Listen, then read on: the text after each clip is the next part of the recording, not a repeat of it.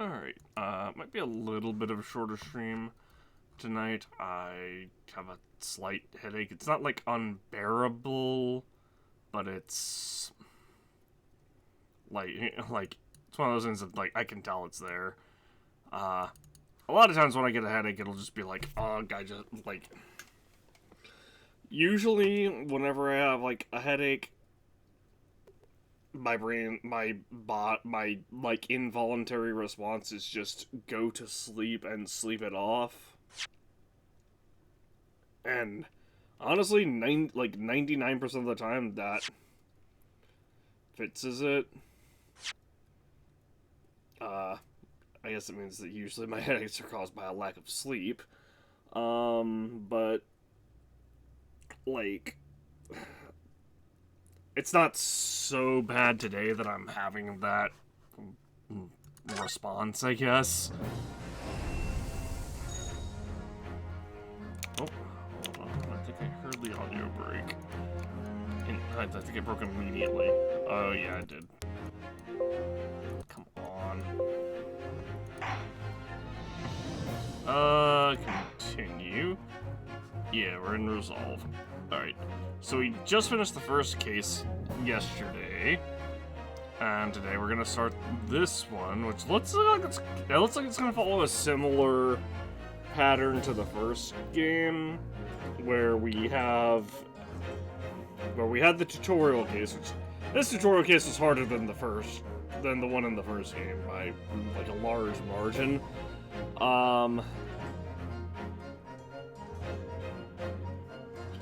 And with this one, it looks like we're gonna get introduced to Sholmes and how the deductions system works.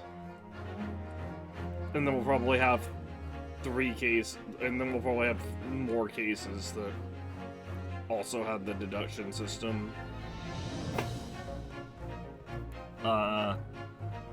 Or they have us basically combining the deduction system with a trial. Why is my Twitch app not opening? There it is.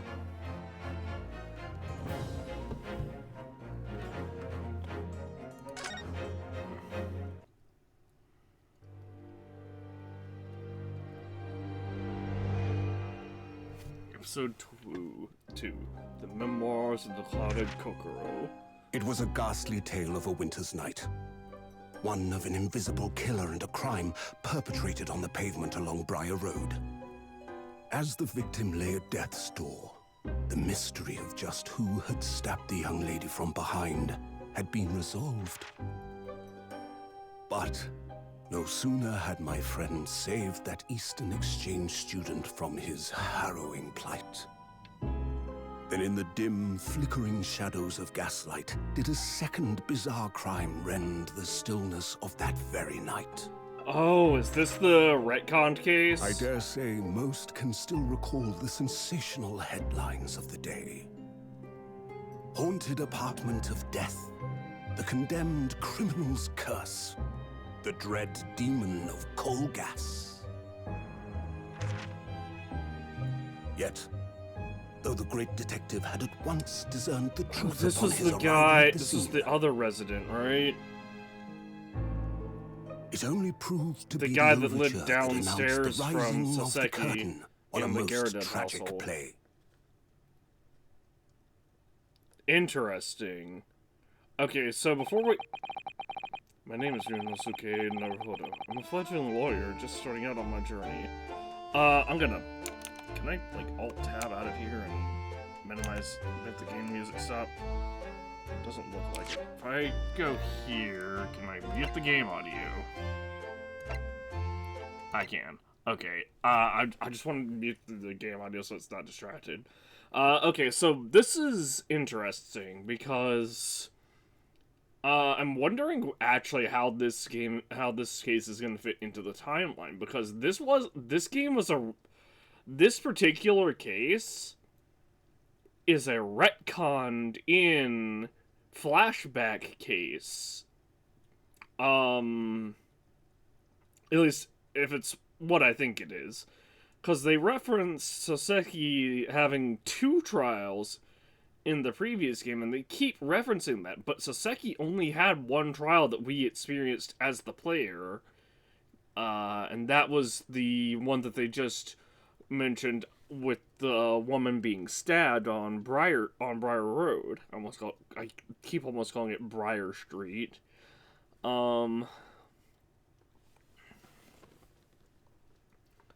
Where I forget what her name was, Olive Green. Actually, we never learned that victim's name because she was comatose. But yeah.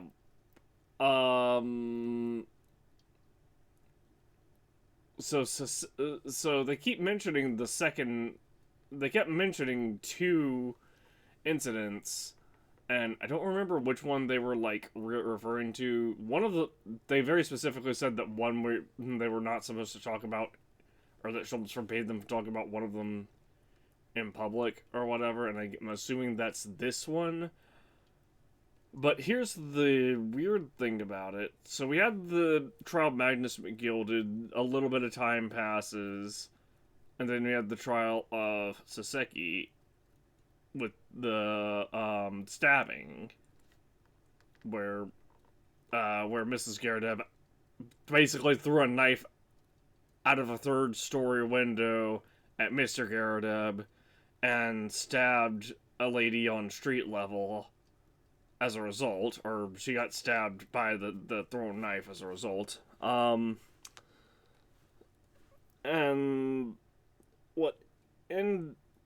so, however, I'm sorry, let me collect my words for a second.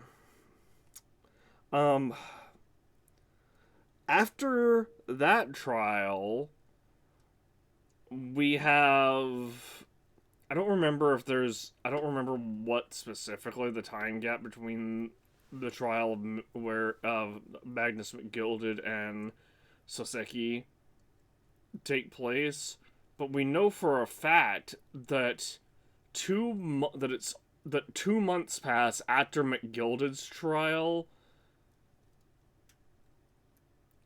between McGilded's trial and the trial of Gina Lestrade, where it was Ashton G. I don't remember his last name. The code breaker who was leaking information.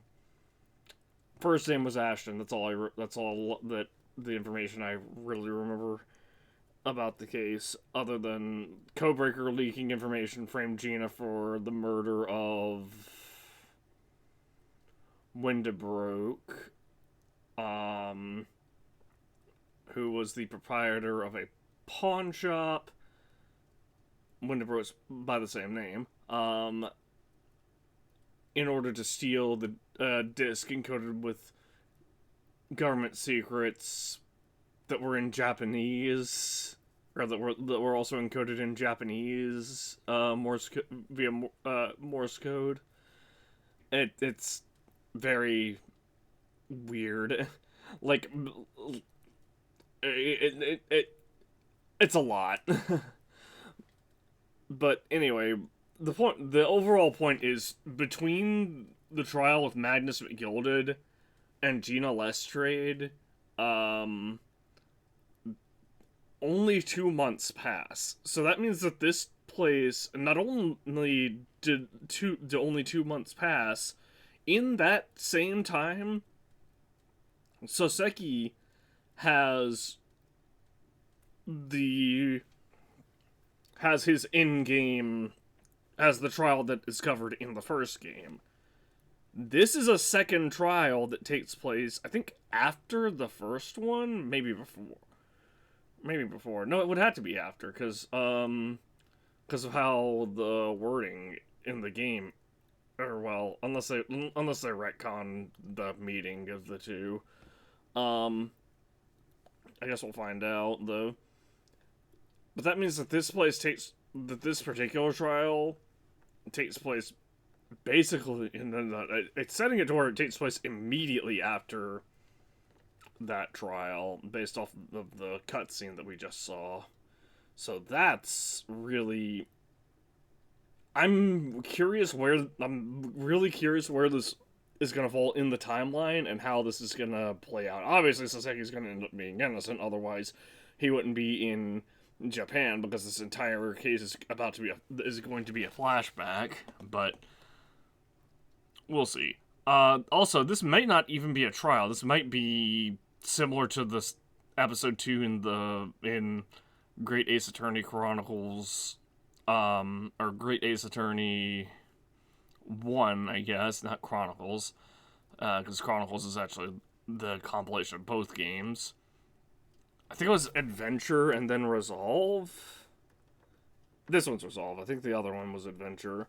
But anyway, in the first, this might be like the second episode in the first game or the second, air quotes, case in the first game, where it's just, hey, the entire thing is just the deduction, the great deduction thing.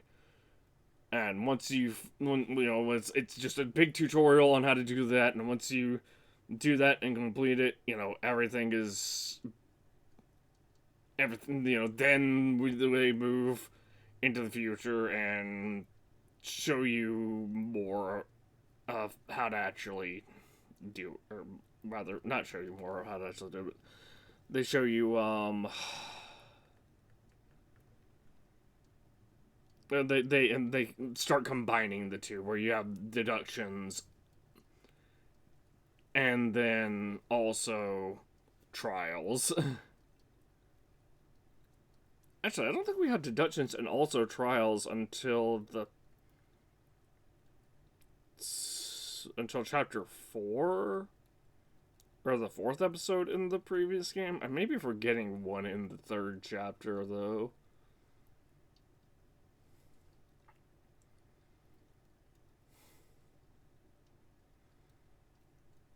Yeah, I don't remember doing one in the 3rd chapter with Madness McGilded, because Madness McGilded was just straight up a trial with nothing, well, I wouldn't say nothing special about it, because it basically set up the events of the final chapter, but the Madness McGilded thing was just straight up a trial, if I remember correctly. Oh, you know what? The Madness McGilded thing was a straight up trials to introduce the jury mechanic and show how to, and teach that basically the jury, like, it's a mechanic, but not really. It's really just arrive at the same, just play the game and like normal, and everything will work out.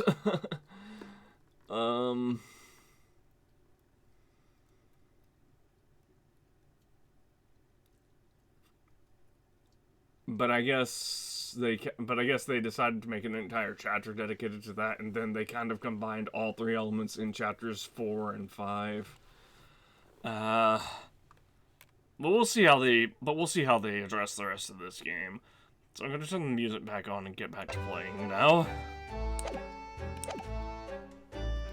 My name is Ryunosuke Naruhodo. I'm a fledgling lawyer, just starting out on my journey. 6 months ago, I arrived as a visiting student of law, having made the long voyage across the sea from the Empire of Japan to here, London, England. Except for he was a stowaway on the ship, and he wasn't the actual law student that was supposed to be Kasuma. And on the way, in quite the extraordinary circumstances, I made the acquaintance of a world-famous detective. Currently, I reside at the attic of the detective's own lodgings, from where I run my legal consultancy of sorts. I successfully defended a number of clients in Britain's highest court, the Old Bailey. I'm assuming that this is like a flashback case, basically.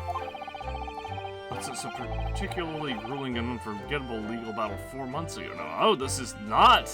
This is actually after the trial. This is not a flashback then. this is, at the very least, this particular sequence is not flashback, because that's the Madness Gilded trial that they're referring to, and also, now it's 4 months ago. 2 months ago would have been the trial with Gina, and then I don't know, maybe like 3 months ago would have been Koseki's trial. I haven't returned to the courtroom. In truth, I lost my right to return. Oh, actually, that's even more interesting. So, particularly, oh no, I think that is still referring to the McGilded trial. I was gonna say, I think I started to think for a minute that the trial with Gina was the one he was referring to, but I think it's kind of the combination of both, where Ryunosuke, he got the acquittal for McGilded based off of a lack of evidence on the prosecution's side. However, it came to light during Gina's trial that there was a lot of forged evidence, that there was forged evidence of witness tampering, during the McGilded trial, Gina being a key witness in the McGilded trial, and she had to confess to that as part of her... She had to confess to that as part of her trial while we were... in order for us to actually, like, progress through the trial.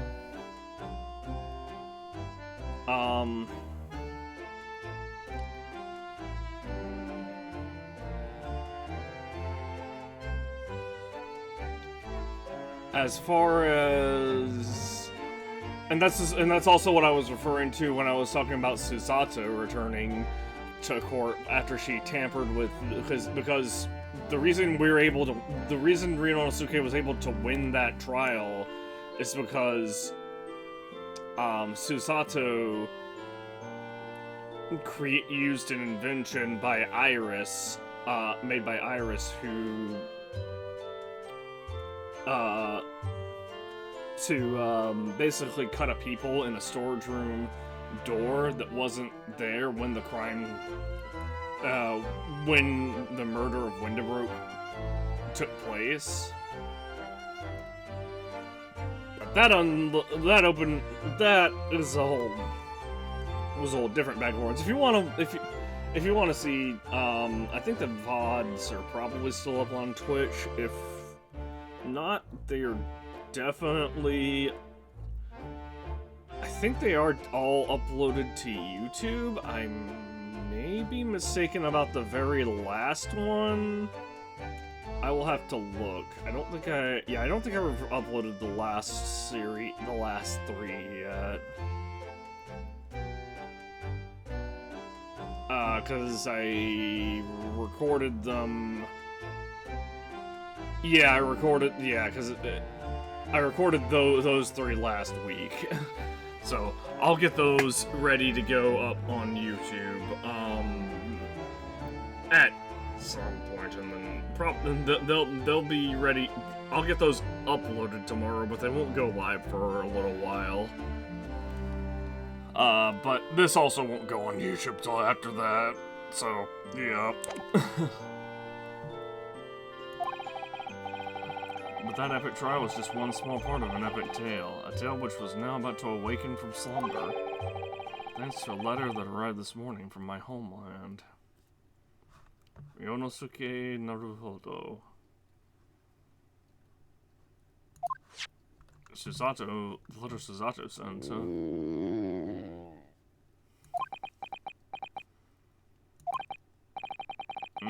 What a delicious smell wafting up the stairs.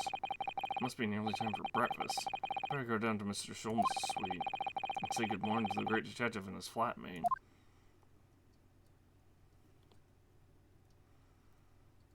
The 30th August, 7:28 a.m. Sholmes' suite. Ah, Bruno, good! This is about to call up to you. The bacon's ready. Good morning, Iris. It smells delicious as usual. Before we eat, though, I have some news. I had a surprise this morning. Shh! Not another word, Mr. Naruhodo! This could be just the abstruse thing for my pre-breakfast stagnation-repelling mental stimulation, my dear fellow. Morning to you too, Mr. Sholmes. Oh, yes, I see. So that's it. Can you give me, like, 6 inches of personal space at least, sir? The truth is as clear as day to me. My faculties of observation have revealed it again. What are you talking about? You, Mr. Naruhodo, have this very morning met with a surprise. I just said that. Well, is that not the case? Really, my dear fellow, it barely wants explanation. Firstly, your hair is particularly unkempt and somewhat reminiscent of a bird's nest. Secondly, you neglected to fasten the third button of your jacket. Clearly, when considered together, these two facts point to you having been flustered this morning. Can I talk now? But of course. Though I don't look for admiration, you understand. My hair always looks like this. It's been this way since I first met you. Oh, it has? And the button was ripped off last night, if you remember. By you. How do you put your button off?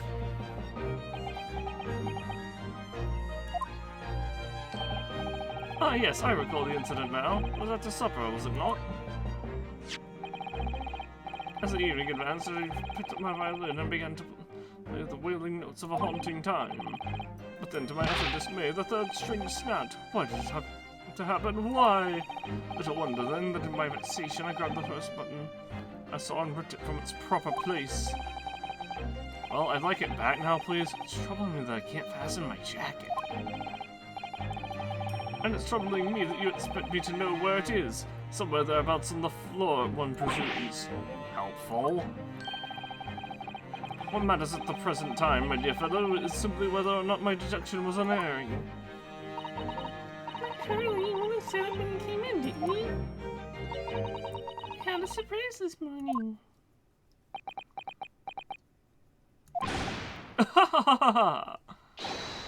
Well, that really is a surprise. Yes, this man is the pride of the British Empire, the famous consulting detective, Mr. Herlock Sholmes. There can't be a single person in the world who doesn't know his name. Alright then, enough of this silly conversation. Come and eat this bacon before it goes cold. And I have a new herbal tea for you to try too. My latest special blend. Here we have Iris Wilson, Mr. Sholmes' lodger and companion. Truly exceptional young girl who is the author of a highly successful serialization here in London. Yes, The Adventures of Herlock Sholmes is published in the Ranced magazine. So, Mr. Naruhodo, won't you put us out of our misery? What surprised you this fine morning? Ah, well, I received a letter from Japan. Oh, from Susie, you mean? What was it? Really? That's right, and she had some rather startling news, in fact. Ah, intriguing indeed. You must tell us all about it over breakfast. Yes, for fun.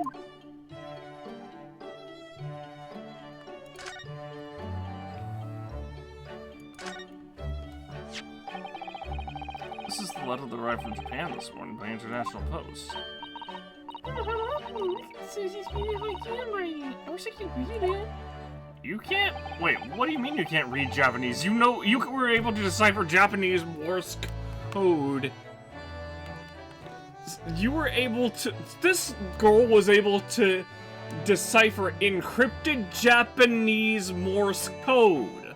What do you mean she can't read Japanese? And how is your judicial assistant faring, may I ask? She's very well, thank you. you. In fact, according to what she's written, she actually appeared as a lawyer at the Japanese Supreme Court and won a case. Oh, really? Oh, isn't she wonderful? Look out above your good self, my dear fellow. I've won cases too, you know. Apparently, Mr. Natsume appeared in the trial as well as a witness. Natsume. No, I don't recall that name. Of course you do. We helped the man twice. Once, but, you know, retconning. You know, in those 2 cases that took place on Briar Road 6 months ago. One case, but retconned. Ah, the mustache twitchy man and with the somewhat feline eyes and the mustache. You said mustache twice? Yeah, 2 mustaches, Harley.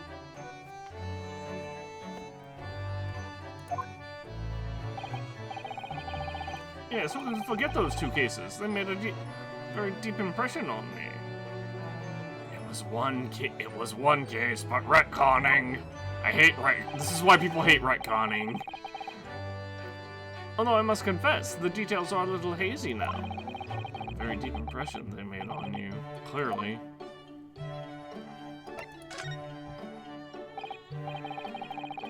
So, what was the startling news penned by Mr. Sato?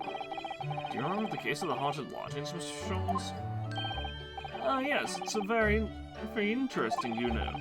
I don't feel entirely uncertain that a case of that nature did not occur.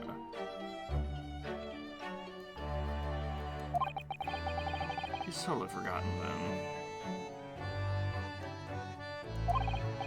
Anyway, in her letter, Mrs. Sato asked that we read over her case notes again and investigate further. Though it took place half a year ago. For what purpose? Because of something that Mr. Natsume said to her, apparently. He suggested that the real reason why she was called back to Japan so suddenly might have something to do with that case of the haunted lodgings. Oh? On Mr. Natsume's return to Japan, Suzato's father questioned him about the case, she says. And something Mr. Natsume said appeared to trouble Professor Mikotoba, prompting him to send that telegram. Oh, that case, yes. The one that they retconned in? It was very strange, wasn't it? Yes. We compiled the whole story into a nice manuscript ready for publication, too. But Harley here was all funny about it, remember? He was very mean. That story must not be published, you said. Very mysterious as well. Really? I said that? Are you sure? You perhaps know something about it as well, Mr. Sholmes. About why Miss Suzato was suddenly told 4 months ago that she had to return to Japan?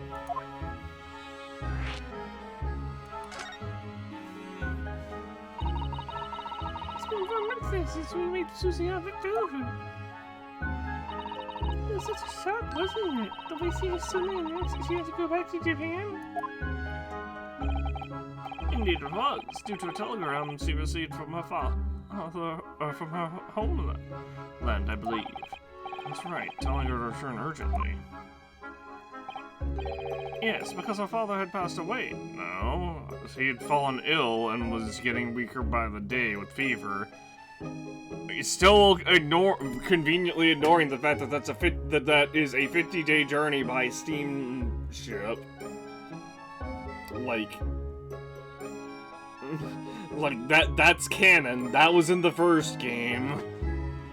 They said, hey, it takes 50 days to get to go from Japan to New England, or to not New England, to England. No. It just said he was suffering from a high fever, the cause of which was unknown. He's not dead. But according to this letter, that news about her father's fever was just a ruse. A ruse? So Susie's dad had lied to her so that she'd make the short voyage back home? Why would he do that? I have to admit, I have absolutely no idea. She believes it's almost certainly related to the case of the haunted lodgings.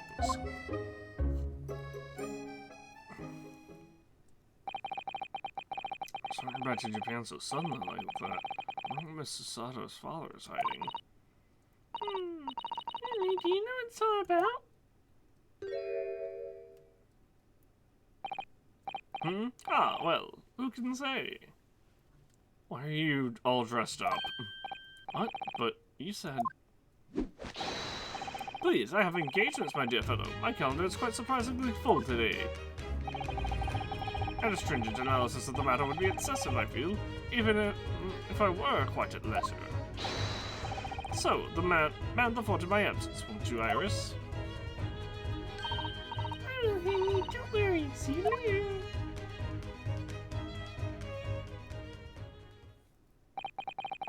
He's cut it off rather quickly there. I think perhaps Professor Mikotoba isn't the only person hiding something here. Soseki-san was involved in 2 cases, but only one of them was forbidden from being published. Because it was retconned in. by of all people, Mr. Sholmes. I found them at last. Iris, are they... Well, that's about the keys? That's right. So yeah, I compiled them together. The keys to the haunted law keys. Do you want to read them, Bruno? They're... That... Absolutely. I was about to say... Thank you, Iris. I was about to say, there better not be an option to say no here, because this is... Here's the thing, it would be really funny if they gave you the option to just say, no, I'm good, and just go in with with completely no fucking knowledge of what's going on.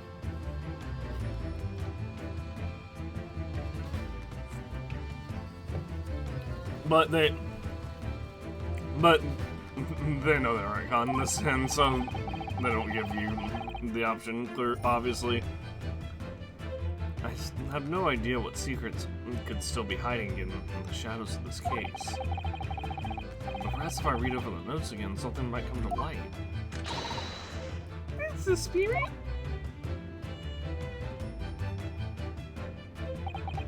And so, Iris and I decided to read...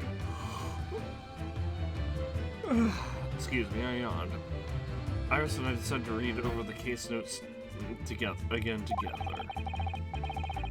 Everything from what happened to our investigation to that fierce battle in court that followed. Reliving every detail. I just need to find a clue, and I have all the time in the world. Because of course, I'm no longer allowed to practice law in the courts of Great Britain. Oh, we're just straight up disbarred? Wait, why are we disbarred for getting an acquittal? That's not our fault. That's literally the prosecution's fault.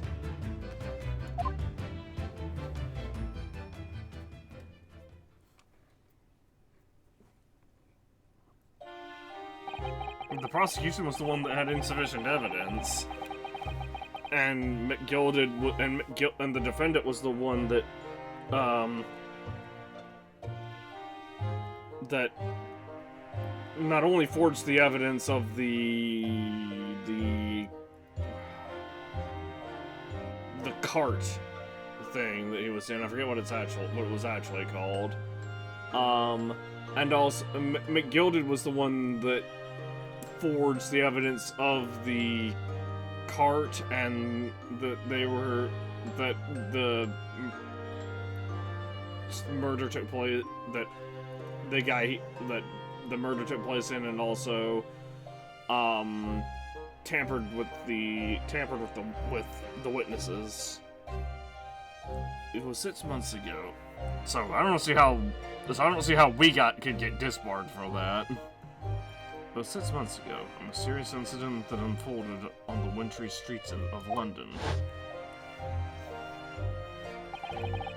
A young woman was found lying on the snowy pavement, Briar Road, with a knife in her back.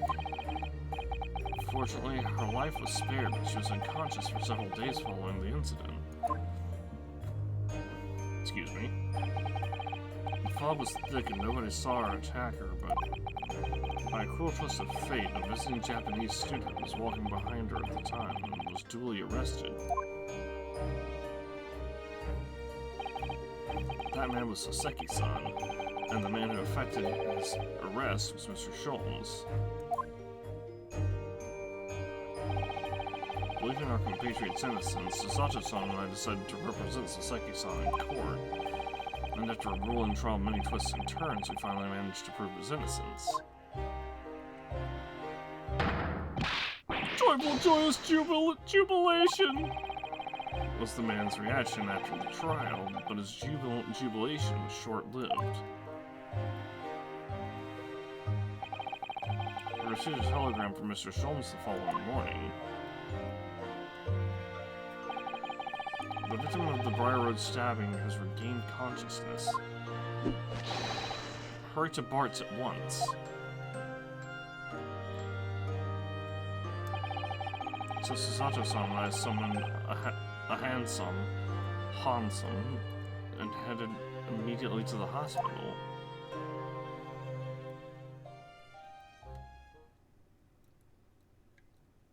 Why? The case is over. We have no connection with this defendant. Alright, so now we're in flashback territory.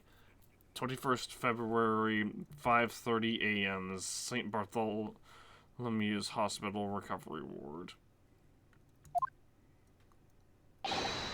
There you are, at last. Good morning, Mr. Sholmes. I think not. Oh? You're late. What on earth took you so long? Your telegram only arrived at 5 o'clock, Mr. Sholmes. It's a 20-minute ride to the hospital. That's right, it's 5:30 now. I think we made very good time. Time is utterly irrelevant. The fact is, I've been waiting for what has felt like an eternity.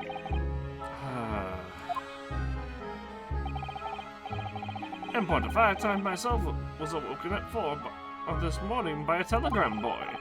And feeling it was somewhat unjust that I had been roused at such an hour, I sent one to you. Well, thanks for that. Anyway, you're here now. Well, the victim is over there. She's only just regained consciousness. Why are we here? Why are we here? The case is over. We got our client declared not guilty. What is the relevance of this visit? If anything, shouldn't it be the prosecution that's here?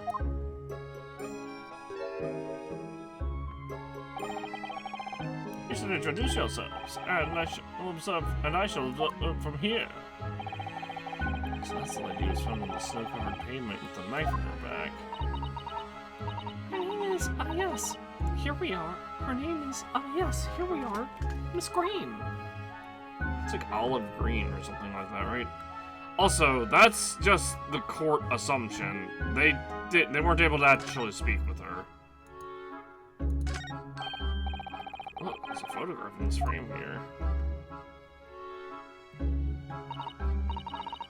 Oh yes, it's a picture of a young gentleman. That's about the same age as Miss Green, I would say. Perhaps the young special someone, do you think? My, Mr. Naruhodo, I didn't know you had a sense for matters of the heart. Not in the least. I sincerely said the first thing I thought of.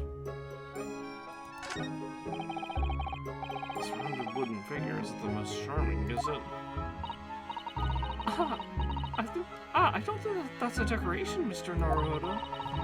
It's an artist's mannequin, I believe, used in practice in sketching the human form in different poses. Really? It's not exactly what you'd call a typical figure for that purpose, though, is it? No, I suppose not. I confess I've never seen one quite so full-figured before. Well, if you want to draw a full-figured person, that's the right tool for the job.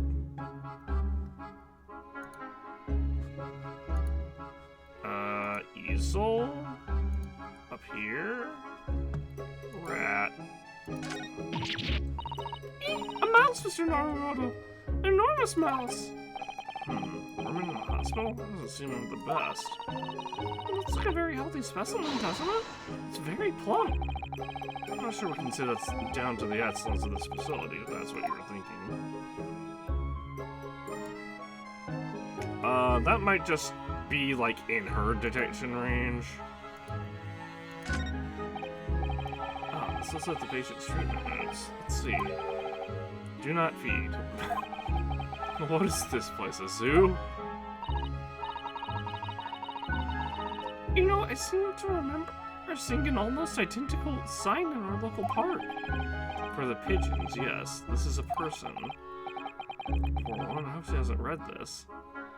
I mean, my thoughts are probably the medication that she's on. That must be a bag of Miss Green's personal belongings. She would have been brought directly here after she was found stabbed on the pavement, though. I expect a friend or family member probably brought some things for her. Alright then, let's see what's inside. She has closed it out and... No, Mr. Naruhodo, you must never scrutinize a young maiden's personal belongings. But the young maiden might have chocolates or biscuits or caramel.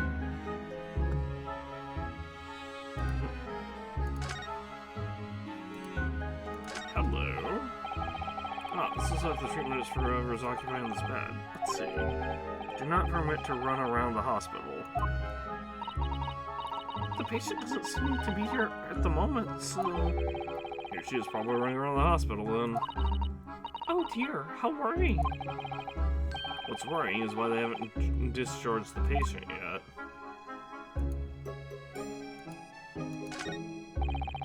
There are all sorts of medicines in this cabinet. Look, I'm not sure if it's safe leaving them in reach of her home like this. Yes, you're right.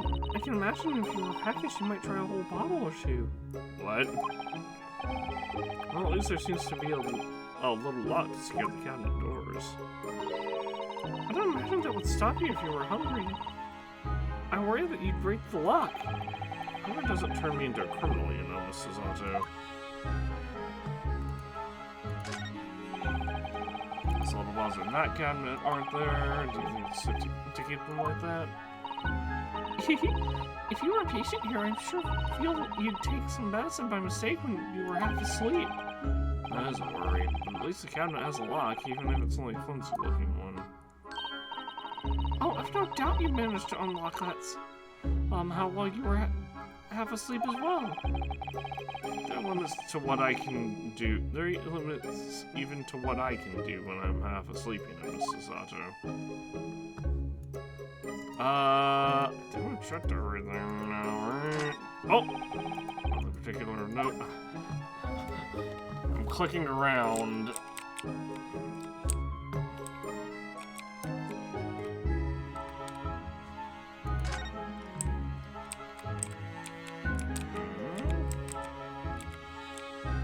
Well, there's this on the ground, but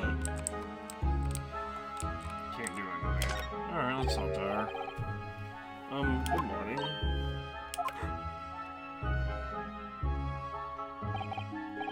Hello, I'm Ryunosuke Naruhodo from the Empire of Japan. Oh no! Was it your knife that... Are you the man who... No. I'm a lawyer. And I'm Susato Mikotoba. Pleased to meet you. Oh no, was it your knife then? And you the one? No. I assure you, I'm Mr. Naruhodo's judicial assistant. We heard that you'd regained consciousness and wanted to go and give you our best wishes. Best wishes for me? Thank you. I'm Olive Green. I'm an artist. Well, no, that's not right. I'm trying to be an artist. Well, what I really mean is I desperately want to be an artist. But the truth is, I don't have any talent. I don't know. I know I don't. It's no wonder I was stabbed in the back. I don't think that's related, actually. Gosh, this young woman has to bend over backwards to put herself down. Seeing as we're here, we should ask her about her perspective, I suppose. About the incident. Someone be struck on the back by a blade as you were walking along the pavement. What a terrible experience you had, Miss Green. It was so cold that day, and the fog was so thick. I couldn't see a thing. That was 4 days ago now, I think. Is that right? Yes, that's right. I'm afraid you've been comatose all that time. Okay, so here's the thing about being comatose. You have no. It's like it's literally being asleep. You have no idea of how much time. If you lay down at night and go to sleep, and then wake up. If we didn't have like clocks, we would have no idea how much time had passed. That's how being comatose is. But the case has been solved, has it? Been here in the hospital, I mean. Indeed, it has, my dear madam. Spectacularly by none other than I, her luck shows. What the fuck are you talking about, Sholmes? That was an insane court case that we had to go through. Mr. Sholmes, as you well know, it was Mr. Naruhodo's hard-working court that solved that case. Are you yet to hear what happened, Miss Green? Yes, I'm afraid so. But you don't know the police force is supposed to be coming to find me here shortly. Oh, I see. Coming around seems to have made everyone frantically busy. I'm so sorry. I should never get touched this. It was selfish of me. Oh no! We're relieved on the men, Miss Green. Really, we are. That kind of attitude, maybe your surname should be blue, not green. Okay, I tried arrow keys and didn't work. So you're an artist, are you, Miss Green? I can't possibly claim that. I'm flipping nerdies at best. Yeah, everyone's got to start somewhere. I mean, I'm a student of art, really, at the Thorndyke Academy of Fine Arts. Oh my, an Academy of Fine Arts! Great Britain is such a wonderful country. Tell me, Miss Green, do you live hereabouts? Oh, yeah, actually. I don't deserve it, but I have a little flat on Brixton Road. I see. How very interesting. Oh no, is she gonna... I don't know. Is it? Brixton is some 10 stops away from the underground from here. And Thorndyke Academy is a mere 3-minute walk from Brixton town center. Does that matter, Mr. Sholmes? Perhaps not, but Briar Road is far less salubrious part of town by comparison, dwelt in by those of inferior means, including the maleficent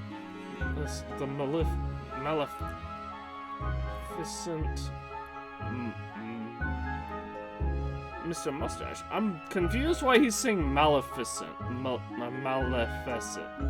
I don't even know how to pronounce that word. Inferior means. I'm supposed to suck his on dust with the bill. It struck me as somewhat out of the ordinary for a young fine arts student to be walking in such a district. That's all. What's this? She suddenly clammed up. Mr. Sholmes, you should be ashamed of yourself prying into a young maiden's private affairs. Ha ha ha! Oh, dear me, do forgive me. If you don't mind. I'm being discharged shortly, so I need to back up my things. Oh yes, of course, we won't keep you. Thank you so much, Miss Green.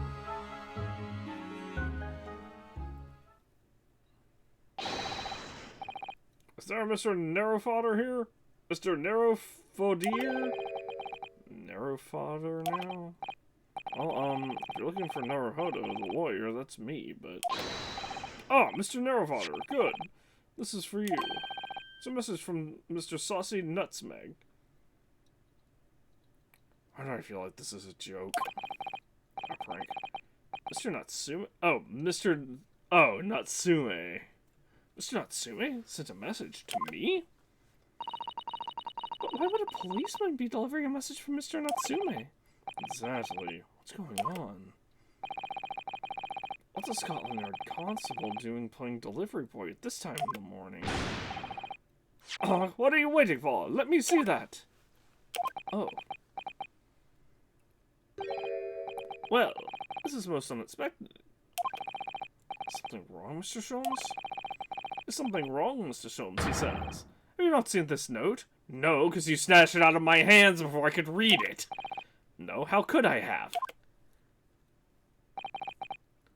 It would seem that London's criminals have no intention of letting the great detective rest.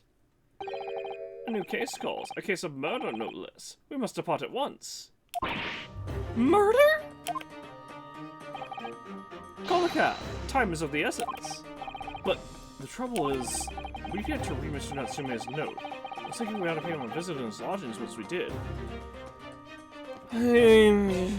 He's in prison, isn't he?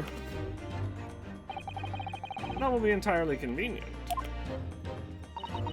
Convenient? What do you mean? It's all here in the note, my dear fellows. The murder we must investigate took place at Mr. Mustache's lodgings.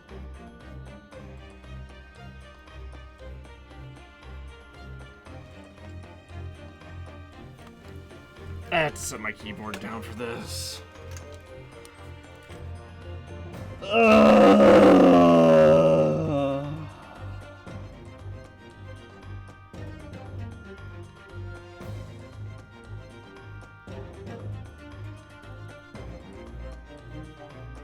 Okay. Let's get to it, Sholmes. Wait, what? I'll hail a fiacre at once. It was only yesterday that Saseki-san was in court and we were all dispelling doubts about his innocence. And now, the very next day, there's a murder at the man's own address? It's probably, yeah, so I'm gonna call it now. So, there was that, like, I think he was dressed as like a jester, I don't remember for sure, but there was that guy in the weird dress that lived a floor below Saseki. Like, we saw him once, spoke to him, never saw him again. Betcha that person's the victim here. He very well be the unluckiest man alive. Or so it seemed to us at the time. But we were soon to discover it was worse than we thought.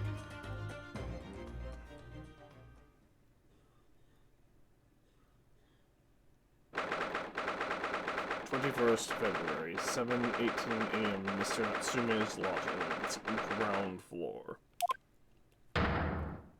Oh, yep, this guy. What on earth? Why is the body still here? Oh my, the gentleman is deceased. Oh my, the gentleman is deceased without question. He's dead. Oh, come stupid, Mr. Naruto, Esquire. Mr. Natsume. Oh, why? Why is this happening? Why to me? Okay, first off, you should have contacted the police and not the attorney. I only just got out of court yesterday. I was finally able to only home after 2 days of misery. And I woke up the next day to this. Now early bird should catch a worm like this. Awful worm without wiggle.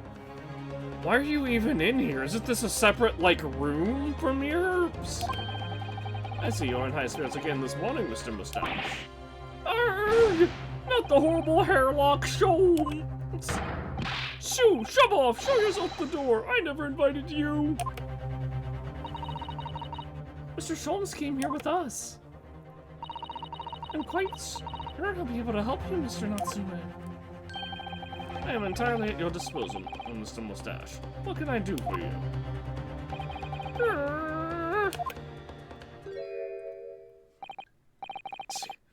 Here they are, already, the busybodies.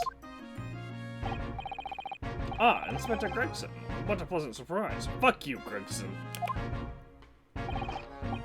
Pleasant, isn't it? Gives me heartburn every time I see your face at a crime scene, Sholmes. No, we don't like Gregson anymore. Bastard Bastard almost got, Gina convicted of murder just to get that disc back in the final case of the last game. I'm also. I deduce, Inspector, that your heartburn is a result of your excessive consumption of fried food. Also,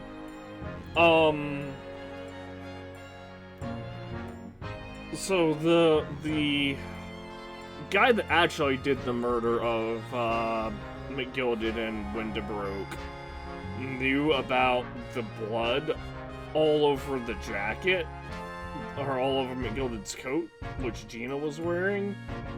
I don't think there's any way he could have actually known about that had Gregson not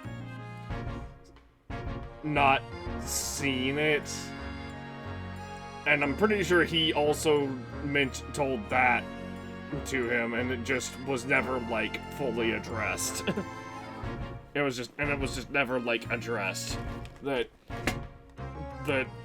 the front of, or the McGilded's coat was covered in the blood, or in the blood of, Mr. Mason. Mason Milverton. Oh, you know what? It was, so... It was Ashley, or Ashton, no, it was Ashley Milverton, but I don't remember what his like, other last name was. It started with a G.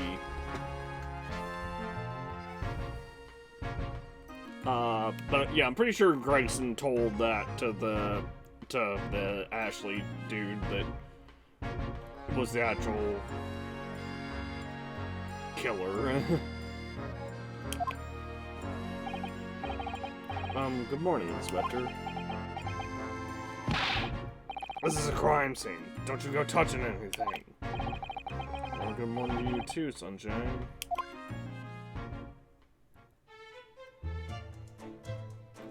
I can't converse? What? Oh.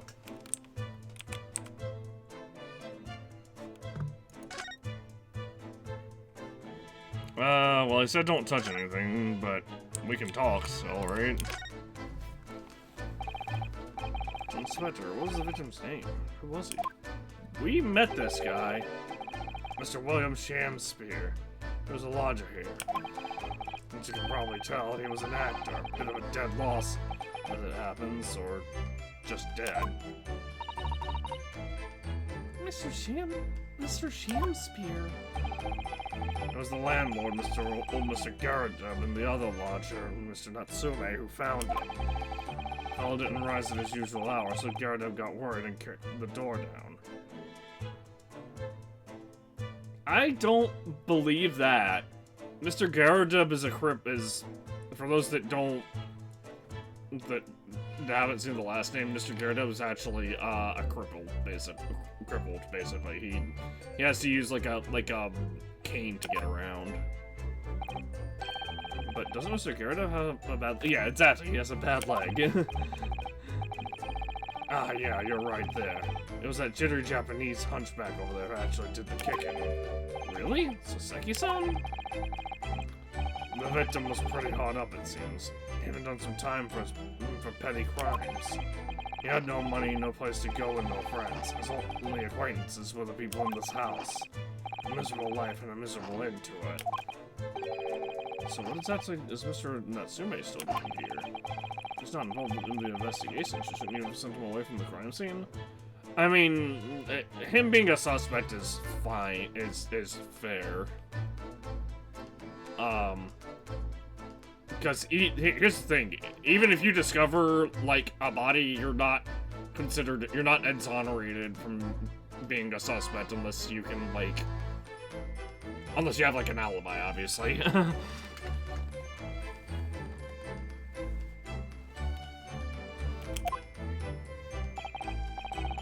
Well, I'm not saying it's because the fellow was odd or anything, or that he acted suspicious. But I thought it would be prudent to take a statement from the culprit, the cohabiter. You're already calling him the culprit, which means you just gotta fucking pin this shit on him. You nearly said culprit there, didn't you? Oh dear, Mr. Natsume appears to be under suspicion again. It certainly seems that way. He does just come across as such an odd fellow, doesn't he? Poor man. How unfortunate. I can't say much until the coroner gets here. I don't think the fella's been a goner that long. Body's still warm. Even if the inspector would allow it, I don't think I could bring myself to touch a dead body.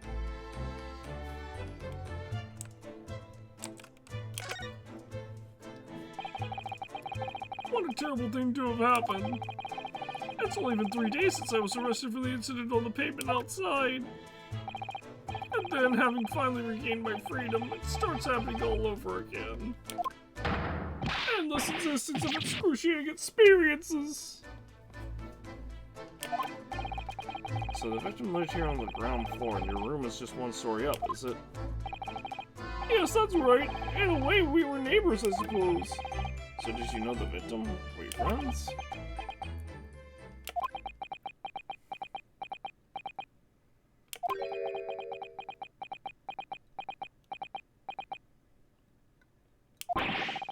What's the matter with Saseki-san now? He's having a panic attack.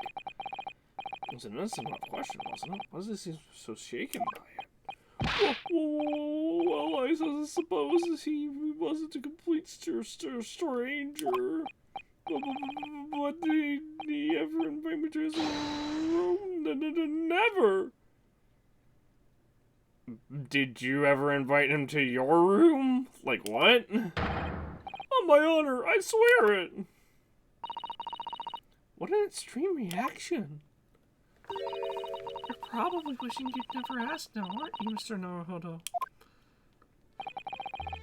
When we found him here, I felt wretched, which is why I sent word asking, you to come. To that inspector over there!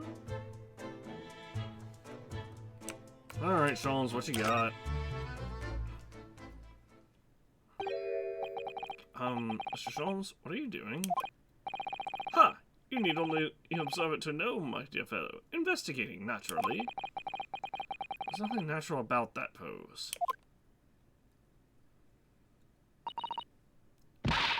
Mr. Sholmes, have you made some miraculous discovery? Patience, my dear madam, patience. We've not been here in this room 5 minutes. So far, all I managed to deduce is what actually happened. My goodness! But isn't that everything we need to know, Mr. Sholmes? Now that you propose the idea, I believe one could indeed see it that way. At the present time, I've managed to draw 2 incontrovertible conclusions. The first, that there was a physical struggle here last night in which the victim fought for his life. Ah! Ah! Mr. Natsume, what's wrong? Is something that Mr. Sholmes said significant somehow? It doesn't look like there was a struggle, though. No, don't mind me. Forget I was here. Like, the apartment looks run down, but there's no sign. There's not really a sign of a struggle. And my second conclusion is that there was a poison lingering in the air here last night that passed the victim's lips. Nonsense! Huh? Alright, Mr. Natsume, why are you reacting so extremely to Mr. Sholmes' deductions? No, please, pretend I'm not here. Invisible, ineffable, inscrutable, insignificant. Impossible to ignore. You must tell us everything, Mr. Sholmes. Spare no detail. But of course. Let the theatrical tragedy before us be unraveled by my great deductions, presented for your pleasure in 2 acts. There are some truly astounding great deductions from Mr. Sholmes in the past. No doubt this will be no exception. Miracles will be unfolded before our eyes this time. We're gonna have to course correct, right? So, my dear fellows, for your delight and wonder, let the curtain rise. For Herlock Sholmes' logic and reasoning spectacular. Act 1. The Great Deduction. The game is afoot. Topic 1. Cause of death.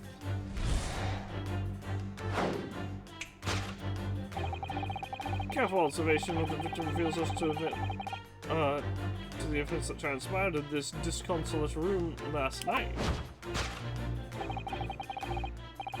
Foam at the mouth of the recently deceased clearly indicates the use of a poison.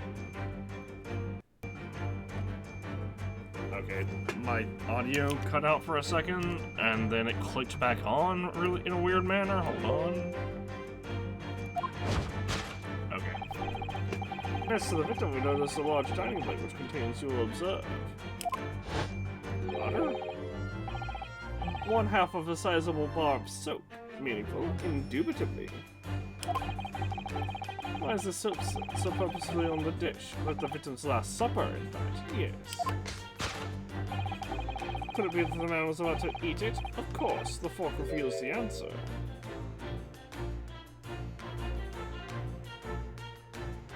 Why does he have... Wait, the knife tip is broken off. See that?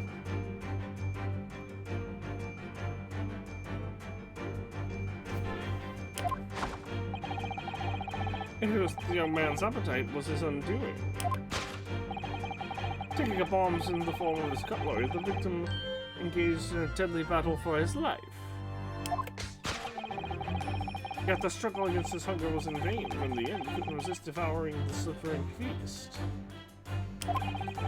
But London's foul soap was besmirched by foul poison. Yes, the victim's life was claimed by poison that tainted the contents of the plate. It was definitely the cup. The soap and the leather about the young man's mouth are too perfectly matched to ignore. Cause of death was clearly intoxication due to excessive ingestion of the foul soap. Though personally, I have a greater interest in the taste of foul candlelight, of course. Poisoning from soap ingestion. What is wrong with you? Suicide or murder? The cause of death identified, we proceed to Act 2, where we ponder the next question. Was it suicide or murder? The audience will recall that the death occurred during the victim's last supper. Did the man dine alone? That single teacup suggests the answer. To draw a conclusion on such meager evidence would be foolish, however, certainly. The careful criminal could have absconded with his own cup to cover his tracks. Well, allow me to lift the veil of doubt, my dear fellow. Indeed, what reveals the answer is, of course, the broken lock. Huh? They kicked that in this morning. What? With the force open now, at the time of the incident, this door was locked. And the sole key was in the victim's pocket. In other words, when the victim consumed the poison, he must have been alone. Alone with his inferior soap, from whence wafted an inferior scent.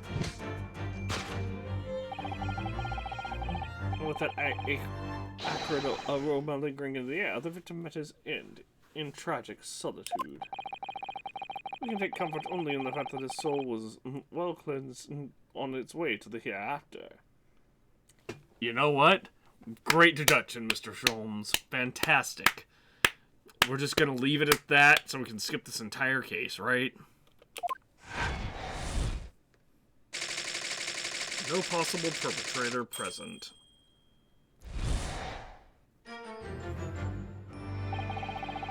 This concludes the final act of Herlock Sholmes' great deduction. And now Ryunosuke is gonna be an idiot and speak up. I guess we'll just save over this one.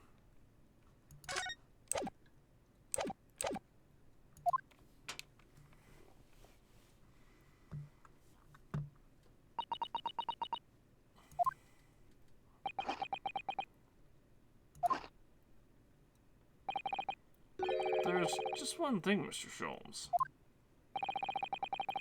I am disposed to identifying just one thing. You are disposed to identifying just one thing, aren't you, Mr. Naruhodo?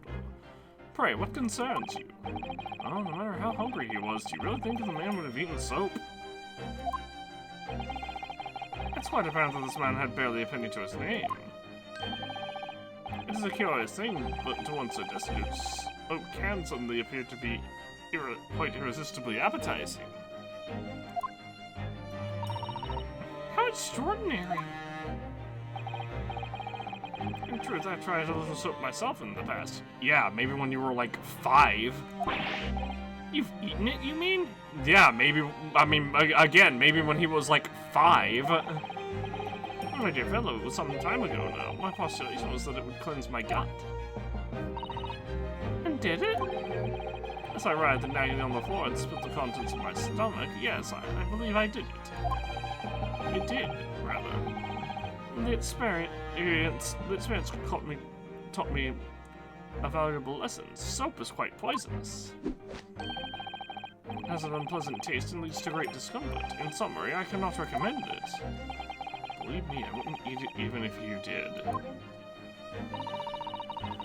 There's something that troubles me as well, actually. Oh, what's that?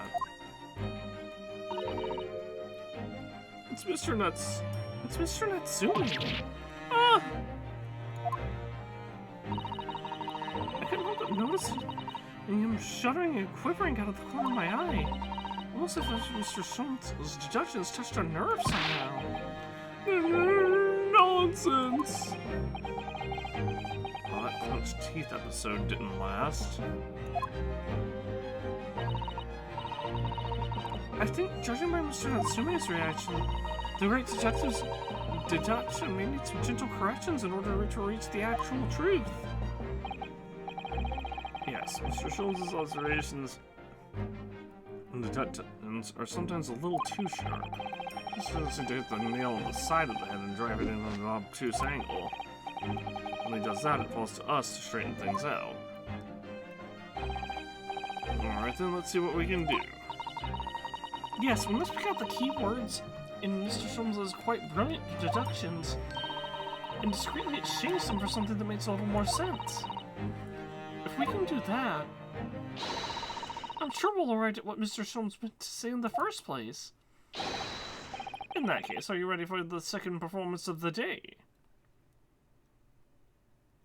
Oh yeah, there was one of these in this chapter. That's right, because this is chapter 4. Once again, my dear fellows, for your continued delight and wonder, let the curtain rise. Although it's not the same day, obviously. For Herlock Sholmes' logic and reasoning spectacular, Act 1.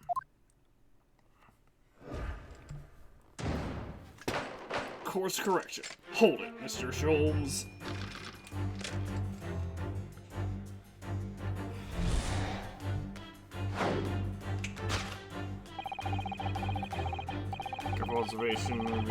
Careful observation of the victim reveals to us the events that transpired in this disconsolate room last night. Foam at the mouth of the deceased clearly indicates the use of a poison.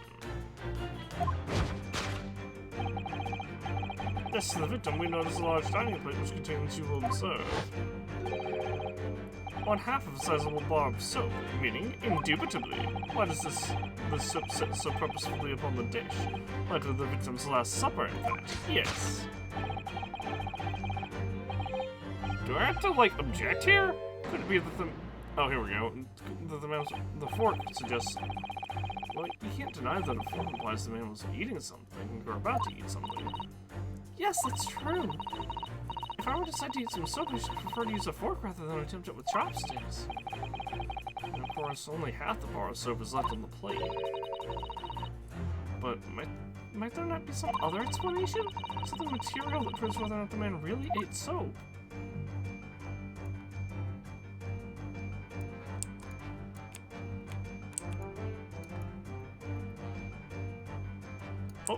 Oh, I see it, I see it.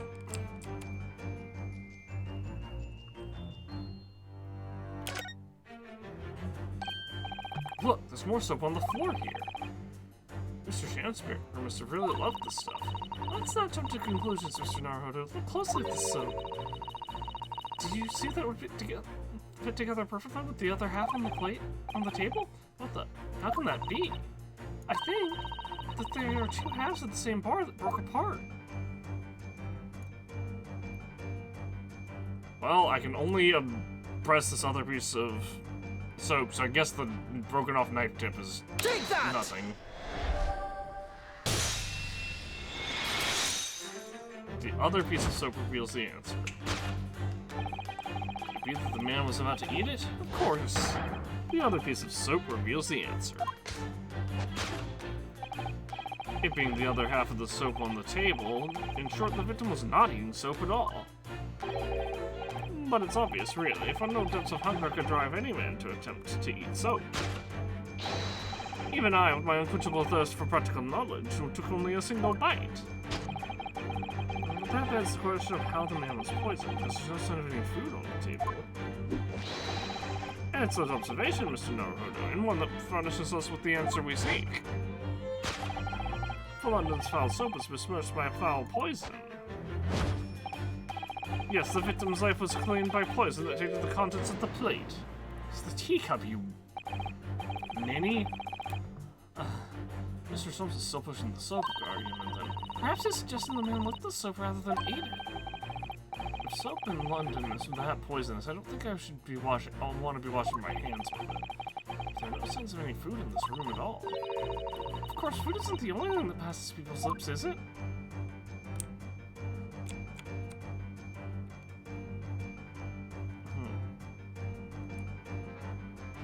Reckon the poison was the teacup.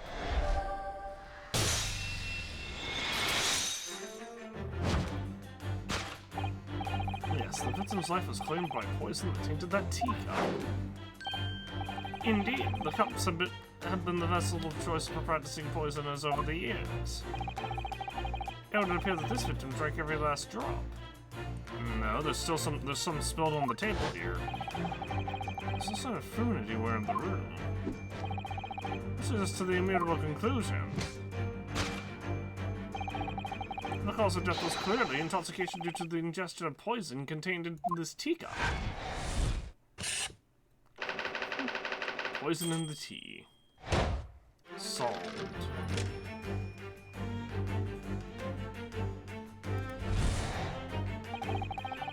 The cause of death identified, we proceed to Act 2, where we ponder the next question. Was this suicide or murder? The audience will recall that the death occurred during the victim's last supper.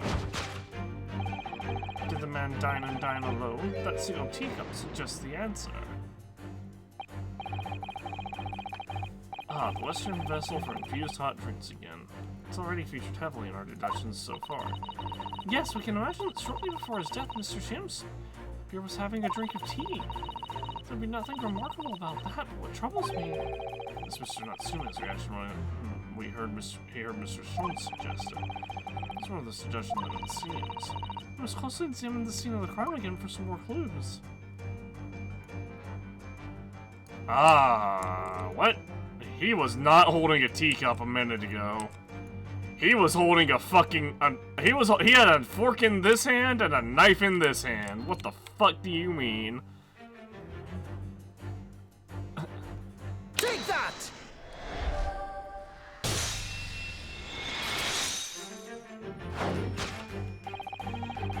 Did the man dine and dine alone? This other teacup suggests the answer. That's a model inconsistency. Yes, there were two teacups in this room all along.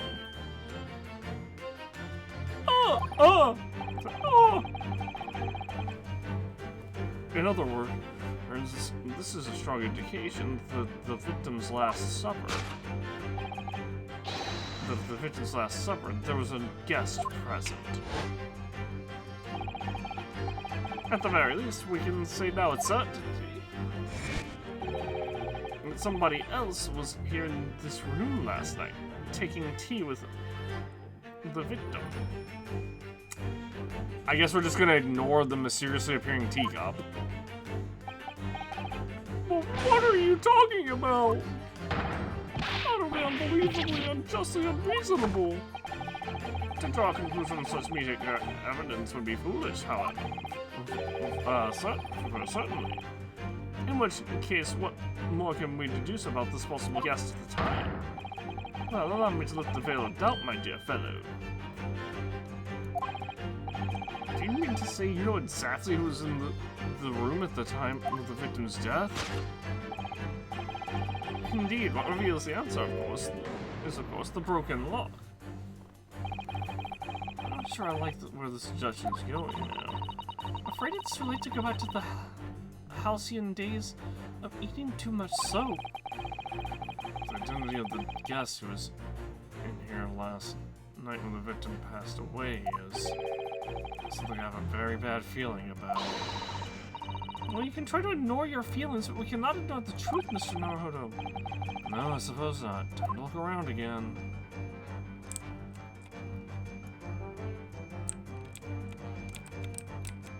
Pile of books. Empty bottle. Candle.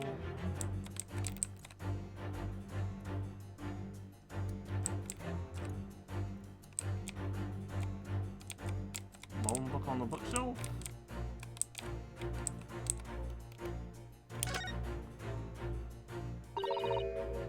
It's empty. Empty of liquid, full of air. That makes you think, doesn't it? It makes you think that you're full of hot air. We should be thinking about who else was in the room at the time. Bothers. Such a son's quick in response is cleverer than my original riddle. At first glance, it seems that the only things in this room are the makeshift stage and costumes. We looked at these 3 books initially. Excuse me. I wonder what they are. Let's see. The titles read The Picture of Monsoon, The Canterbury Yearnings, and A Meal for Gabriel. Reminder, those are the books that Sasaki purchased from the bookstore in the previous trial.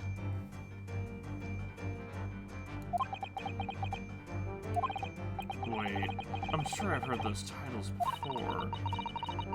It could just be an incredible coincidence, but they're the exact same 3 books that Mr. Natsume purchased the other day. Yeah, exactly. What? Yes, on the day of the unfortunate incident where Miss Green was stabbed, Sasaki-san had just been to a bookshop and bought them. That's right. And now those 3 titles are here in the room with the victim.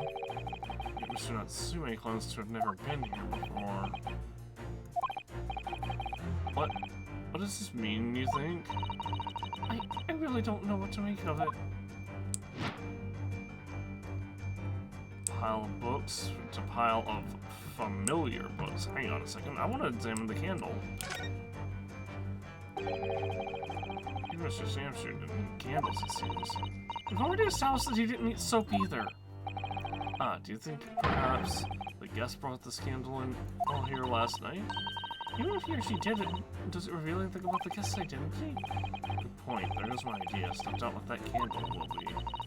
If you sigh so deeply, Mr. Naruhodo, you're in danger of blowing out the flame. Yeah, fine. Broken lock. Oh dear, the latch is most definitely broken, isn't it? The door was kicked in by Mr. Natsume, according to what Mr. Garrett told the inspector. His short, thin little legs had so much strength on them. I'm not sure the length of his legs is in any way significant here. No, it is. A little bit. Perhaps this says more about the force of the door than Mr. Natsume's strength, actually. Careful, if he overheard that remark, he'd almost certainly have a lively response. I don't know, did this broken lock really tell us anything about who was here? No. But these books prove that Natsume was here. Take that!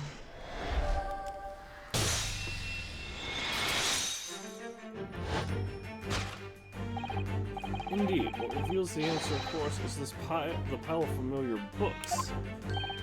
Quite so. It's no mere coincidence that these 3 titles are here in this room. It's the link to the truth. Oh! Mr. Natsume, you purchased these books 4 days ago at a second-hand bookshop. That's just a coincidence! In that case, you will be able to bring these same 3 titles from your own room, will you not? This very moment. I mean, you could just say he has to borrow them. No, never non-negotiable! If you can't bring your own copies here, it proves that these 3 books are in fact yours.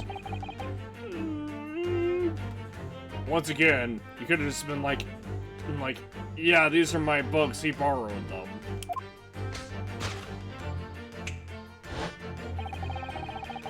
I purchased the books 4 days ago and returned to your lodgings. You were arrested the very next day. So you could conceivably have brought the books here on that evening, but you never mentioned that. In other words, you could have only brought these 3 books in here to the victim's room before the court case? Last night, having returned to your lodgings after the trial concluded at the Old Bailey.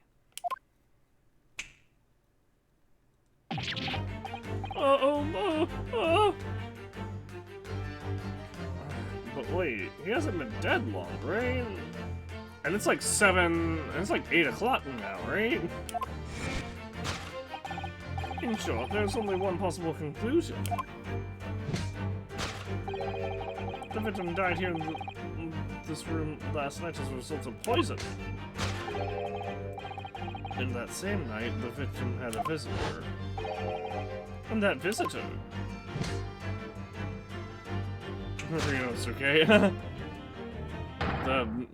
Was you, Mr. Soseki Natsume?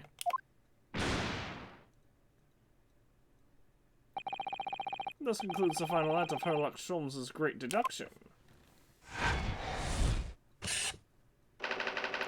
Soseki Natsume at the scene.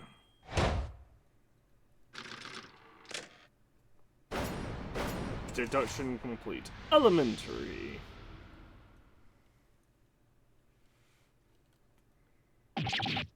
Oh God! Not again! Not again! Not again! Not again! Well then, Mr. Natsume. It would appear you're gonna have to accompany me down to the yard. Again. But wait! Hold your horses! Yes? Door! Key! Locked! Entry! Exit! Entirely impossible! Well, so here's another thing. We don't exactly have a good time of death established for him. So he very well could have brought the books down here, left, and then the guy died by poisoning after he left. He's so flustered that he's being given stranger than normal. What, you think that's an alibi? You could have just made a copy. What? You live in the same building after all, and you've had plenty of opportunity. You'd have had plenty of opportunity, I'm sure. What? Misery me! Sorry, sir. You'll get your chance to give your side of the story later. Well, that's sweet for themselves, Mr. Mustache. You horrible hairlock Sholmes! He really has found himself an arch rival now, hasn't he? Come on now, no dilly-dallying. Outside, there's a carriage waiting. Welcome, student Mr. Naruhodo, Esquire. I never imagined I'd be in this position again, but you have to help me, please, please. I'm innocent. Alright, I understand. We'll come to your cell later and talk about it. And one more thing. Oh, yes? My poor little kitty cat. Please give him his breakfast for me. And so, his evil curse still apparently unbroken. Soseki-san found himself once again the prime suspect in a case of murder. That's an incriminating deduction, the great detective. My dear fellow, that honor belongs to you. Fair.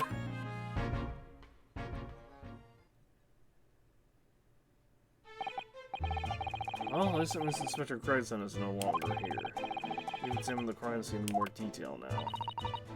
Yes, that's right. Ah, and of course. What? Have you forgotten what the inspector mentioned before? It was the landlord, Mr. Garadeb, who discovered Mr. Shamp's here. Ah, Mr. John Garadeb, yes. I suspect we could find him sitting in his sitting room on the top floor as usual.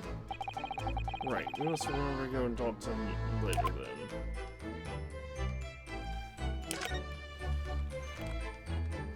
I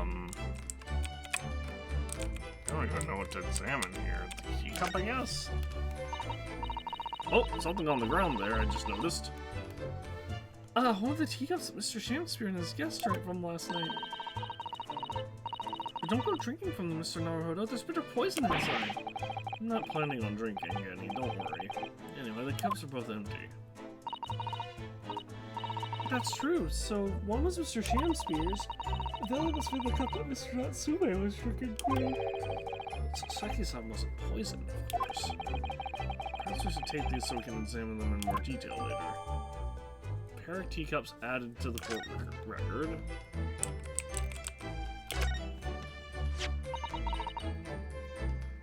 What's this? It's got part of an envelope, I think. Yes, I think you may be right. Perhaps it was torn off when the letter was opened. Is that significant? What letter? Well, it's a little out of place, perhaps, when you look around the room. There's no sign of a letter or the rest of the envelope. In fact, is there? Ah, she's right. And yet here we have the torn off end of an envelope. It just strikes me as unusual. I agree. I better take this just in case.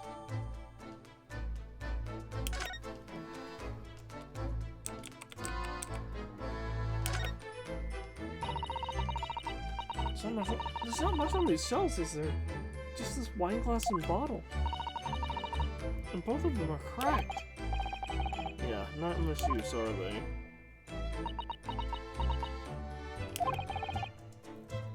What's the matter?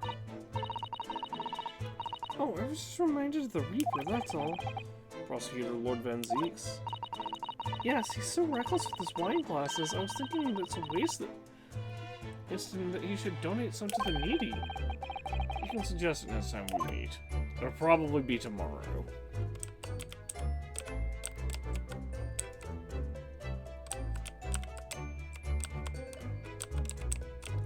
There's a lot to examine here, jeez.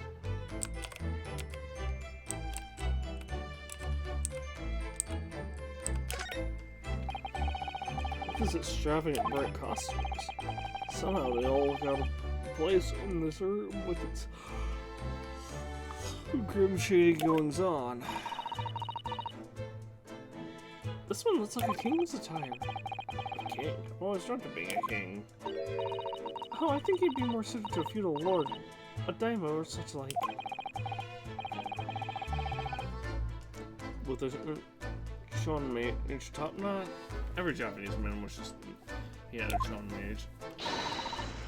Oh, you look wonderful with one, and you already have the sword. Can you imagine what would happen if I walked around with the streets of London with a Sean Mage and a sword? I don't know what a Sean Mage looks like.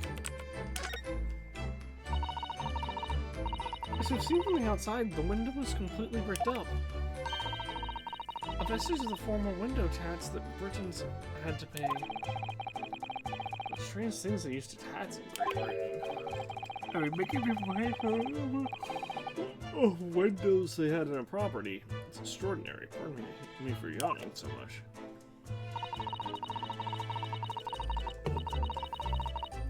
It's heartbreaking to think of the poor having to block up their windows just to avoid an unaffordable tax. Oh! What is it, Mr. Sato? If you look closely, a number of the bricks are loose. Oh yeah! Right here. They have a black outline instead of a... like a cement outline, or whatever.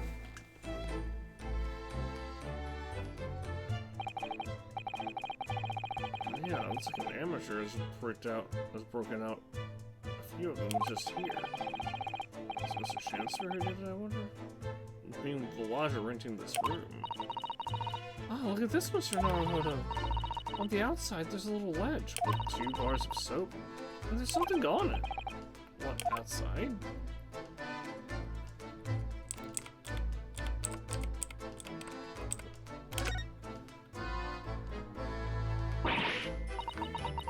It's so cold outside. You can feel it through this gap. It did snow all night. It would be all last night. It would be cold. But more importantly, what is on the ledge out there? What are those snow-covered lumps? It's more bars of soap. Soap? More bars of soap being lined up on a ledge outside the window. I have no idea. But the pair of them look rather charming like that. So that's very strange, isn't it? Bars of soap lined up outside the window. Perhaps we should take one. There are 2 after all.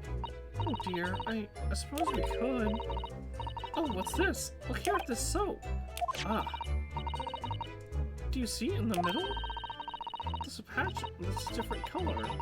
It's sort of transparent, but it's some sort of fancy design, I suppose. In Great Britain.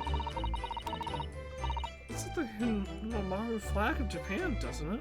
How wonderful! It's probably a very expensive brand. Expensive? What's it doing in this ramshackle old room?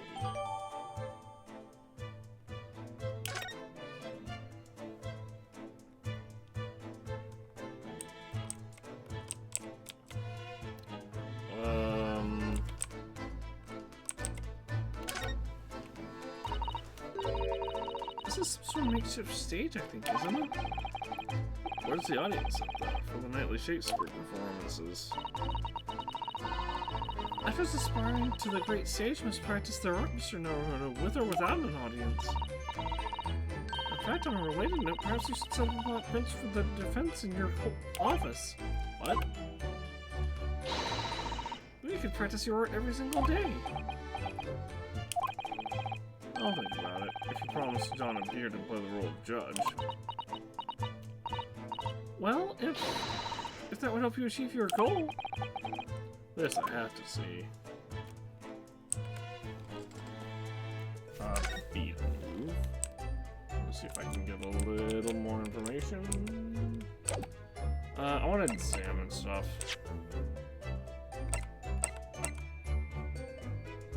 Oh, this. And then the street map.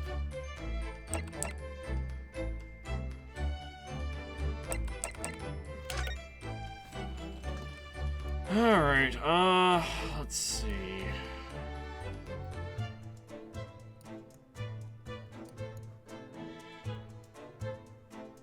Wait a minute. There's a ring in the... Nobody drank from this one, because there's a ring here. This must be the cup that Mr. Chancellor was drinking from, It is stained on the inside. Tea does that, I'm afraid. Even green tea. Oh, really? I've never noticed before.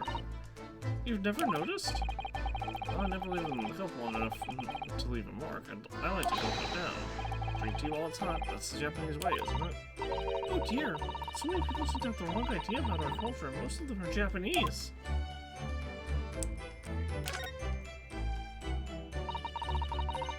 This is the teacup from which Mr. Natsume was drinking. Yeah, how about the other one? The inside of this cup is completely clean. This must have dropped the contents before, and the tea had a chance to leave a mark. I'll just gulp it down too. Sorry, Mr. Naruhodo? Well, if you just sip it little by little, it gets cold. Clearly, I shall have to instruct you in the proper way to take tea. No tea ring on the inside of Mr. Natsume's cup. Okay, that's very important, because that suggests that he just didn't even take tea, potentially. This is way too... Oh, no, this is an envelope. This is like half of an envelope. Whoever opened this envelope didn't bother with the letter opener or scissors, did they? Yes, whoever opened it was clearly someone with an unrefined temperament.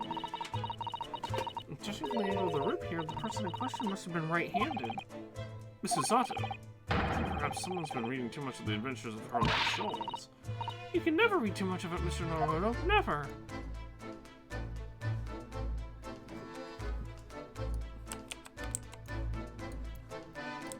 This is like half of the envelope. They were acting like it was just a little bit of the envelope, but no, this is like half of it.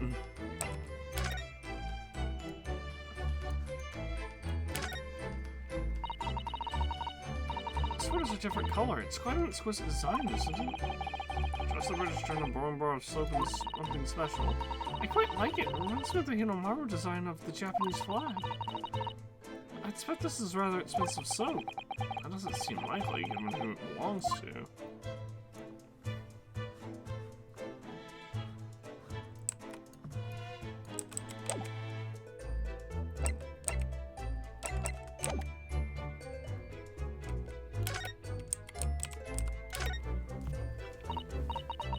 Oh, the poor man. So young to die. Do you suppose it was a very painful death, being poisoned as he was? I don't know. All we can do now is hope that he'll be reborn to a better life. Yes, I suppose you're right. I wonder. Do you think that putting our hands together in Japanese prayer will help a British soul? Sorry? I mean, sure, I have reference at the ready for just such an occasion as this, actually. This book is entitled The Beginner's Guide to Praying for the Departed, the British Way. I'll just reread it now. One moment. There's quite a spine on that book, isn't there?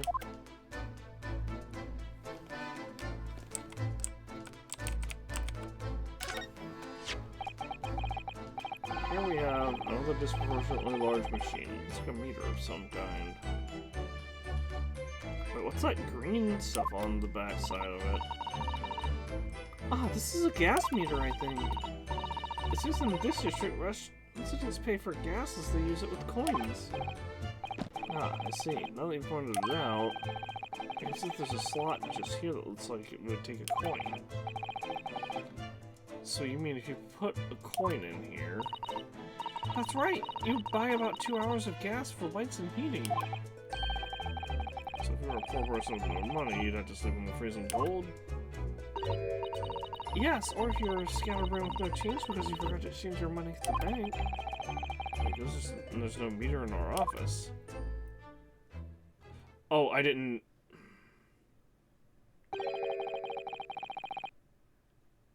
Looks like you're having a good snoop around there.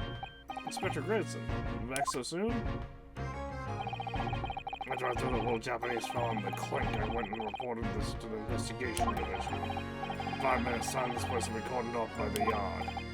Oh, I see. Well, you'd better be leaving then.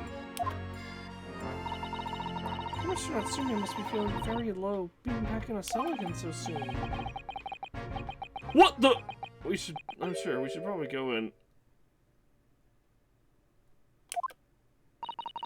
What's wrong, Mr. Naruto?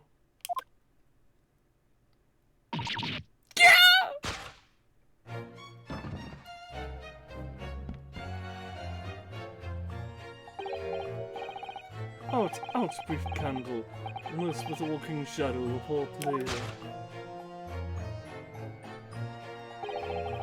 That struts and frets his hour upon the stage, and then is heard no more.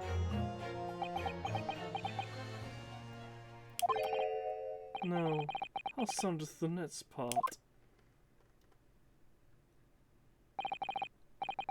'Tis a tale told by an idiot full of sound and fury, signifying nothing. Indeed, oh happy day!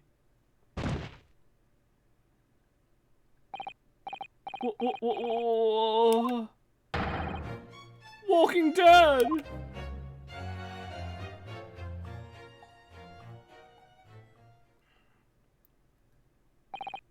The fellas dead at all? What was that nonsense he was saying, though? I think, yes, it was from William Shakespeare's Macbeth. A soliloquy from Act 5, Scene 5. Shakespeare. You know, the "he's not dead" was a little bit delayed there. So it was. The victim, Mr. William Shakespeare, came back to life. The man had indeed been poisoned. It transpired that it hadn't killed him. It was taken by emergency carriage to a nearby hospital for treatment. Inspector Gregson evicted us from the scene of the crime, whatever that now was. Attempted murder. And that's what. If you poison someone intentionally, it's still attempted murder, whether they die or not. And they don't die, it's still attempted murder. 21st February, Briar Road. Whatever do you think will happen now? Good question. In a situation for Mr. Natsume, arrested for murder, then the victim comes back to life. I think perhaps the victim was never dead in the first place. It seems like what Mr. Shanspeare did consume poison as we deduced. It wasn't an accident, attempted suicide, or attempted murder. Until the truth can be established, I imagine the police will keep Mr. Natsume in custody. I suppose so. Let's hope it doesn't come to anything more than a night in the cells. Oh, what's this? That guy again. What's that man doing over there? He looks like he's trying to see into Soseki-san's lodgings. Is something wrong, Mr. Naruhodo? Excuse me, could we have a word? Ah!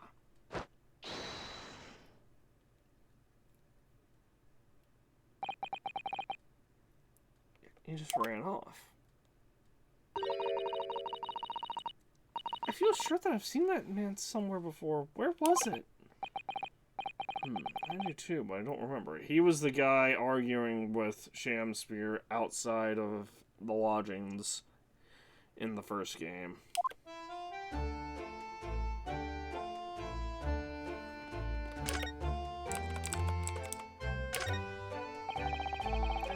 It's just on the top floor where Mr. and Mrs. Garrett live. The windows are all bricked up.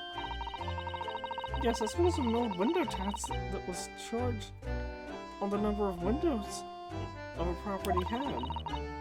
In order to pay less, the four members of society filled in many of their windows. But the tax has since been abolished, hasn't it?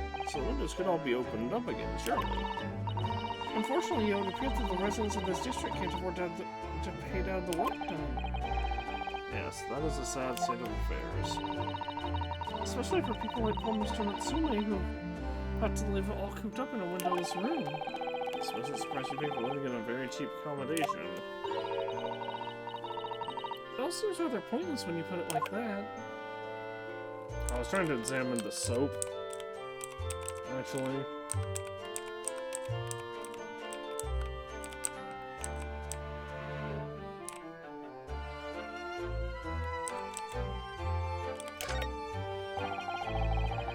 One is blanketed in fog again, today in the sky is covered in cloud. And if you look carefully in the distance, you can just make out the Crystal Tower being built. Ah, the Crystal Tower. Yes, the centerpiece of the Great Exhibition that's to open in 6 months' time. Everyone's talking about the Great Exhibition of London at the moment, it seems. Well, it's to be the largest event of its kind anywhere in the world with technology and scientists from all over. I can't wait to see it for myself. Do you think visiting students from the Far East like us will be granted entry? The last Great Exhibition that was held in London had more than 6 million visitors, it seems. And this time the visitors are trying to make it even bigger. For a success to outdo the Paris Exposition. I see. That's an incredible number of people. With so many people expected to attend, we should easily be able to slip in unnoticed. It's always the honest of us are buying tickets at the main entrance, Mr. Naruhodo.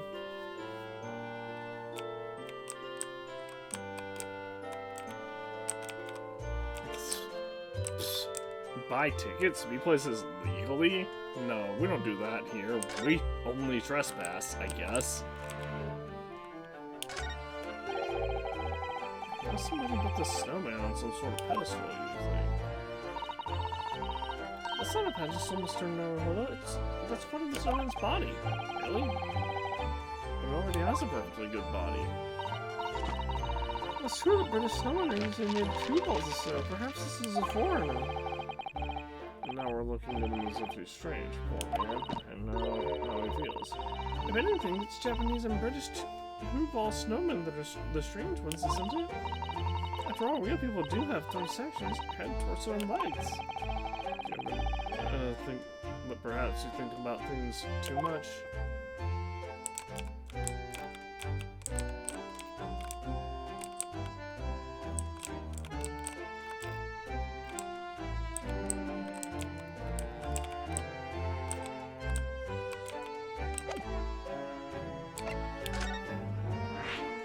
New location has been added. I guess the Gyarados room. We got thrown out on the street, so now we're just gonna go upstairs. Oh hey, he straightened. Things have been straightened up in here a lot, actually. 21st February, the Gyarados room. Here we are again, the eccentric landlord's eccentric top floor abode.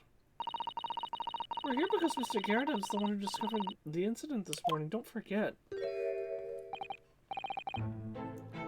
Oh, you chaps, eh? Yes, good morning, sir. Thank you for your cooperation in court yesterday. It's quite a trial. It's much for Mr. Gyarados anyway, really. Came straight back here after all the business at the Bailey yesterday. Didn't expect to wake up to more bully nonsense this morning. I wonder if you wouldn't mind telling us exactly what happened, Mr. Gyarados. Yes, I suppose you'd like to know all about that dead loss of an active chap in that ground floor room. Those were Zatsy and Inspector Grayson's rooms, weren't they?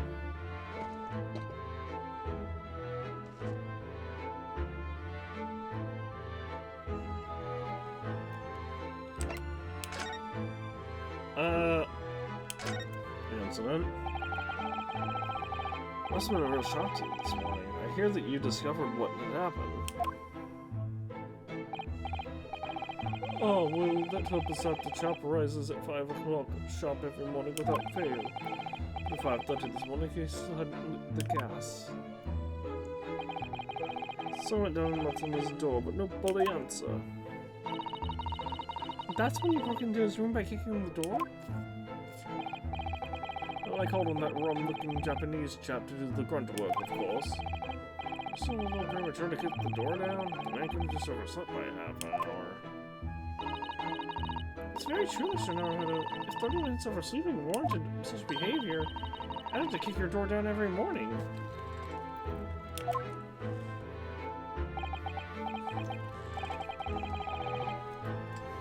You know, better to be safe than sorry and all that. So this me or see if one of our case now all of a sudden. It's not that it was a sorry situation that you found yourself in on the far side of the door.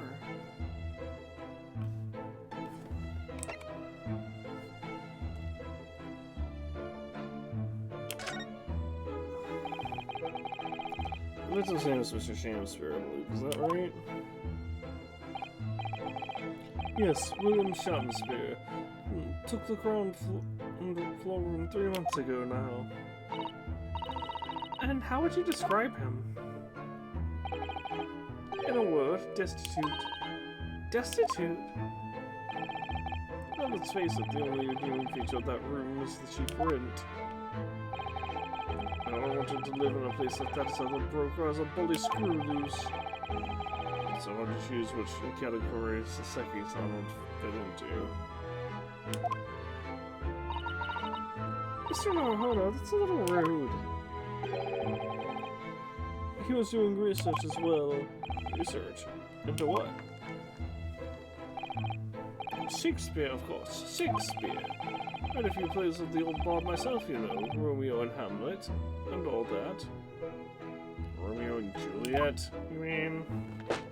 Oh, audio broke.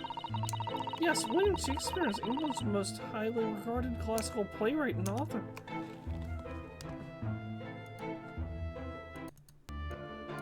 Still broken. It's...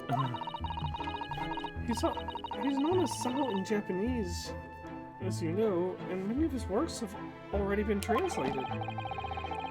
It seems incredible that Shakespeare was shortened to Sal, though. Someone was way too heavy-handed, or was too heavy-handed there. There were a lot of costumes in the victim's room, actually, weren't there? Of course, Mr. Natsume is a scholar of English literature as well. I imagine he and Mr. Shamster would have had much in common. My head is getting worse. Shakespeare interpretation disagreement leads to shocking murder. Let's hope it's not that. Mr. Naruhodo, really, how rude. Yeah, the guy's not even dead.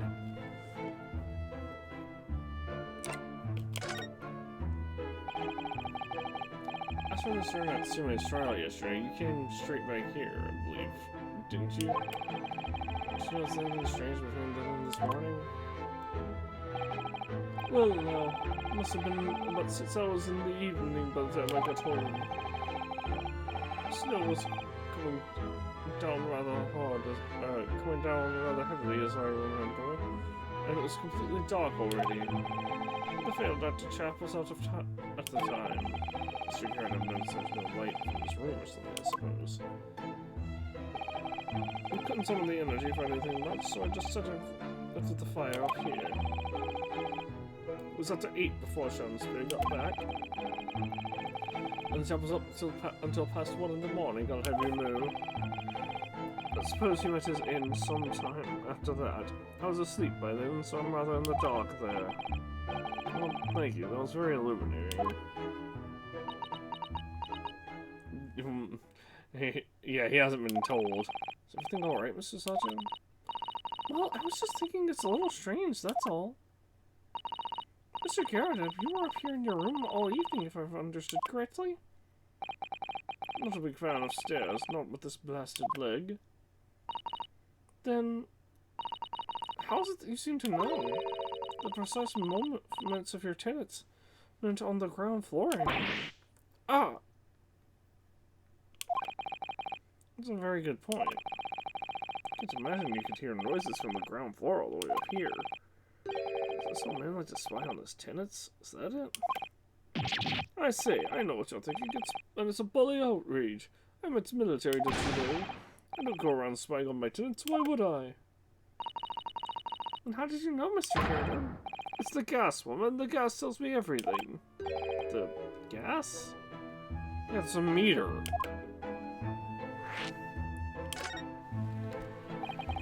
I don't know what he means here. How can the gas tell you anything, let alone everything?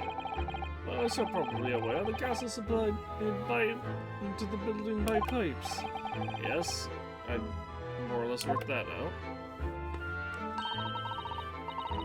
Every room in the building is connected. Excuse me. Every room in the building is connected by a single pipe to the gas main outside. And the gas company supplies gas to properties via the main. Yes, I understand that too. Let me see if I can explain. Let's say I was to light the gas lamps up here. What do you suppose would happen? Well, obviously the room would get brighter. Exactly, but at the same time, the other lights in the lights in all the other rooms of the house would dim for a moment. What? They dim? Why?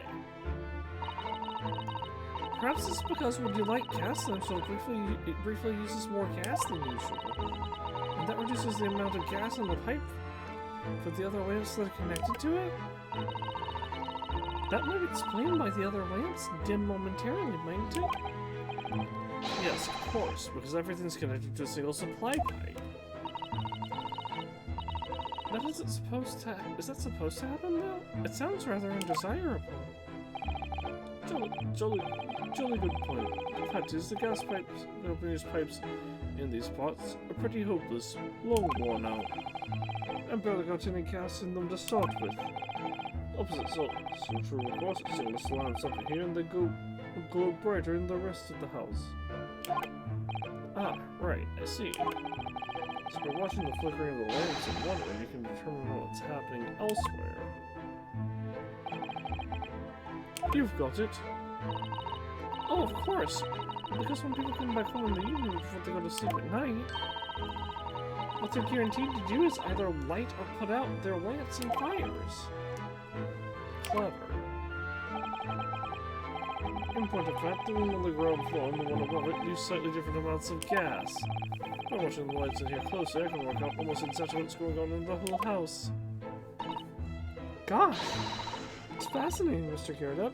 Absolutely fascinating. Oh, well, nothing to it, really. I can't see that it's going to help us with the case, either. What I'd like to know is why Mr. Gyarados is so interested in what his tints are up to in the first place. I think there's more to it than idle curiosity.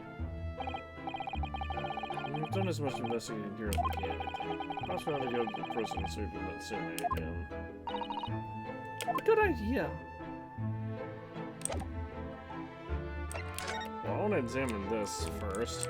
He straightened it up. Nice. You see Mr. Gyarados' Medal of Honor so proudly displayed on the wall. This was nice for distinguished participation, if you remember. Yes, I remember, because I remember thinking even I might stand a chance of picking up honors like that. I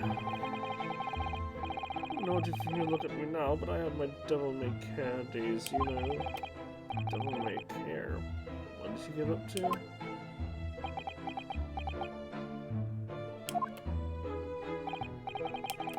Oh, in the past, though, of course, I missed it there. It's not, I want to know now. Alright, we're just gonna go back. Ugh.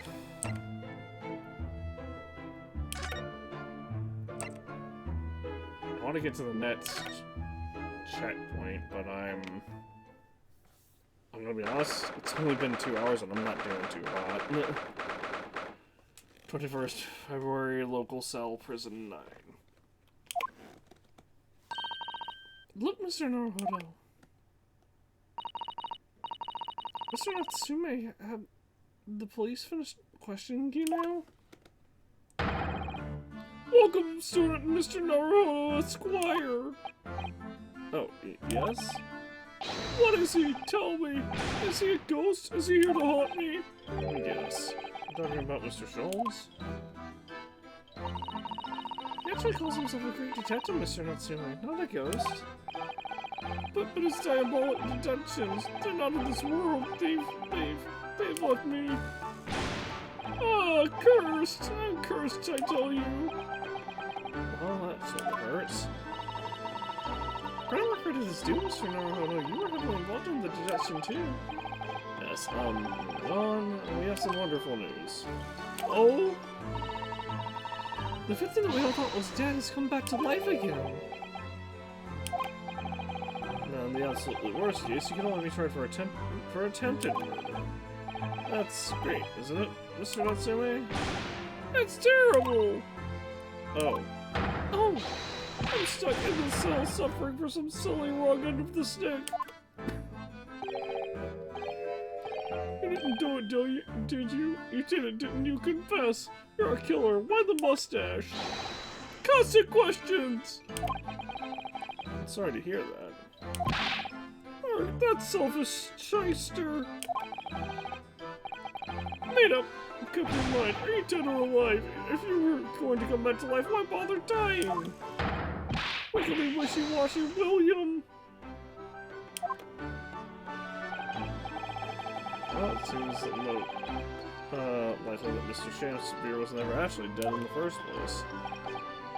Ah, yes, that might make sense. But I'm pleased that he's alive, of course. Our lively debate last night was so much fun. It'd be sad to think it was our last. Oh! Oops. Mr. Natsume, does this mean that you did see the victim last night? You met with Mr. Shakespeare, didn't you? I'm not saying another word. I demand to have a lawyer present. I am a lawyer. What do you think I am? Please, Mr. Natsume, you need to hear your side of the story. Why am I cursed like this?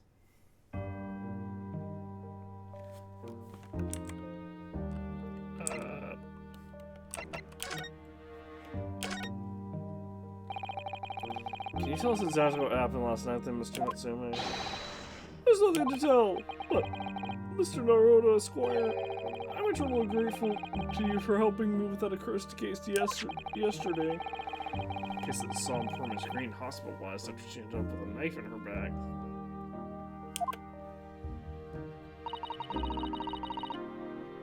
It's hard to believe that was only yesterday.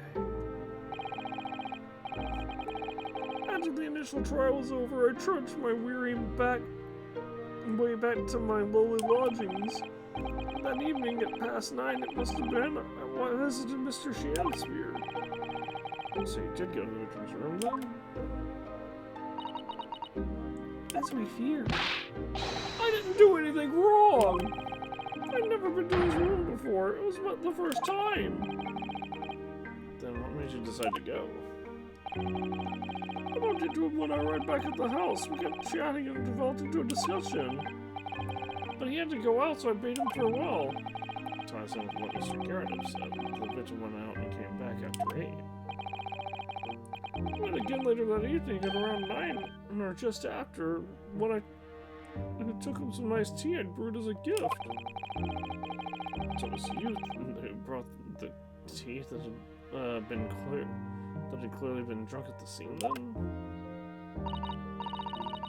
And I suppose you were discussing the works of Shakespeare, were you? Yes, that's right. That's exactly right. Romeo and Juliet, who was the stronger? It was a delightful debate. Is that like physical strength or courage or what? I'm sure. Such a stimulating subject, Shakespeare. And the debate became very heated, so you slipped some poison into Mr. Shakespeare's tea. Why are we accusing him? No, never, not at all. Team Juliet won. That was me. When I left his room, the flamboyant fellow was fighting fit. I swear it, categorically.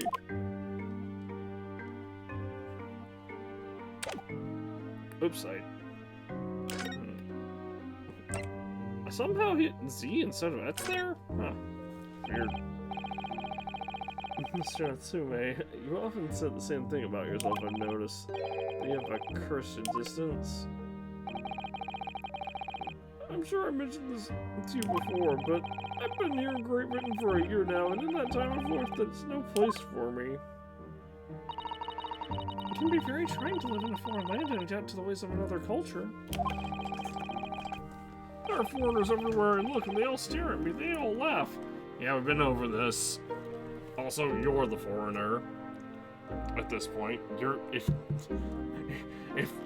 the thing, if you're from the United States and you move to Canada, you're the foreigner.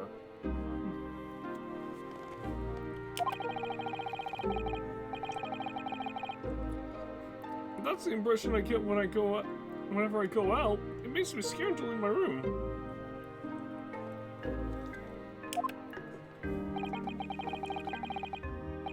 Which is why I've become a recluse. But even in my room, I find no respite from my fears. I've moved more times than I can remember, and then 1 week ago I moved into Briar Road. But why? I mean, why did you choose that place? It doesn't seem very comfortable. Because the rent is cheap. I have so little money it spoke to me. The rent? Obviously there's a reason why it's cheap, because the room is cursed. Cursed? Cursed how? The previous occupant, the man who lived there before I took the room, died there. Again, not like an uncommon thing. Especially in a place like Britain that's been around for... that has buildings that are like centuries old. Oh no! There's only a young man. One morning he was found dead and no one could explain why. Surely no one would want to live in a room with a history like that. I didn't. When the letting agent recommended the place, I wavered. But I want books, and books cost money. A horrible history is a small price to pay. When I realized it would mean I could buy more books assigned the least like lightning. Brave or Blinker? But after I moved in, I soon came to realize what I'd done. I realized how horrible that room's history really was. Gosh, was it really so awful?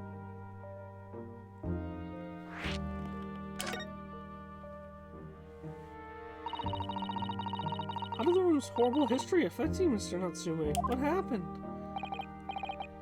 At first, it was just a feeling. The feeling of beady eyes boring into my back, watching me. Do you think that might have just been your mind playing tricks on you? No. My mind doesn't know any tricks. It was someone else. It's been one long nightmare ever since I was given the keys to that place. A nightmare? You've been having bad dreams? All the souls who died in that room, I lean over me in that sleep and tried to strangle me. It really is horrible. And now, I come to think of it, it happened again last night too. The very same night that Mr. Shansper was writhing in agony from the poison in his body. I was on the verge of being suffocated silently by those miserable spirits in my room. You simply must move out. You simply must move out of that room as soon as possible. Yes, you're right. I know it, and that's why I'm already searching for the next room with a history to call home. I think perhaps you should try to avoid accommodation with any kind of history at all. Otherwise, I'm scared that you yourself may become history. Susato-san, Susato. I said Susato. Susato-san, and knows how to make the man listen.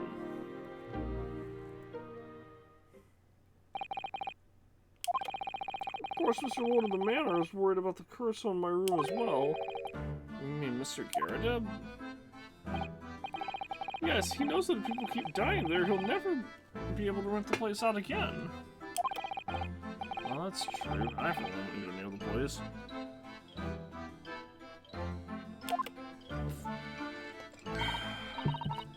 Perhaps that may explain why the landlord pays so much attention to the gas lamps and his tenants' movements. You mean because he's worried about their well-being? He does seem to have an unusually keen interest in the amount of gas in the pipes. Must be a reason why he keeps such close tabs on the occupants of his let rooms. What do you mean he pays so much attention to the gas lamps? Oh dear, no, it's nothing to do with you, Mr. Natsume. Please, forget I said anything. Oh, now you're talking about me behind my back as well. What's important is that Mr. Shamster isn't in fact dead at all. Once he's come around and he'll be able to tell us what happened, we'll be able to get you released. Yes, please. Oh, I do hope you're right. Excuse me. Excuse me. Inspector Grayson. I got up over here on what you just said, and on that note, I have some good news and some bad news. Oh! What do you want first? Always, every time, the bad news comes first. What hope is all you have, hold on to it. That's my guiding principle. Alright, well, in that case, good news it is. Huh? Sorry, it's just a little easier to explain everything that way. Why did you ask me my preference? As you might have heard, the victim, Mr. Shancer, was just unconscious. He's come around now. Yes, we saw it happen in all its terrifying glory. We're still being treated by the doctors, but we've managed to get a written statement from them already. Oh, isn't that wonderful, Mr. Natsume? Oh, thank goodness! It's all over then! I can leave this somber cell! Sorry, no. It's not on the cards. What? Why ever not, Inspector? Mr. Shasper has implicated someone as being responsible for what happened last night. Implicated someone? Oh dear! Meaning he said that Saseki poisoned him. You don't mean... I'm sorry to say I do, yes. He's pointed the finger at you, Mr. Natsume. Arr! By sweet poison did he seeketh to end my life. That wicked caitiff, Saseki Natsume. Wickedest caitiff. No! So I'm afraid you'll be appearing in court as planned. Do we want to make the necessary preparations? No!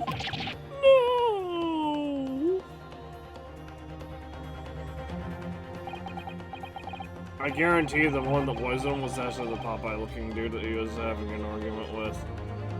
So once again, Saseki-san found himself having to take dock in the Old Bailey.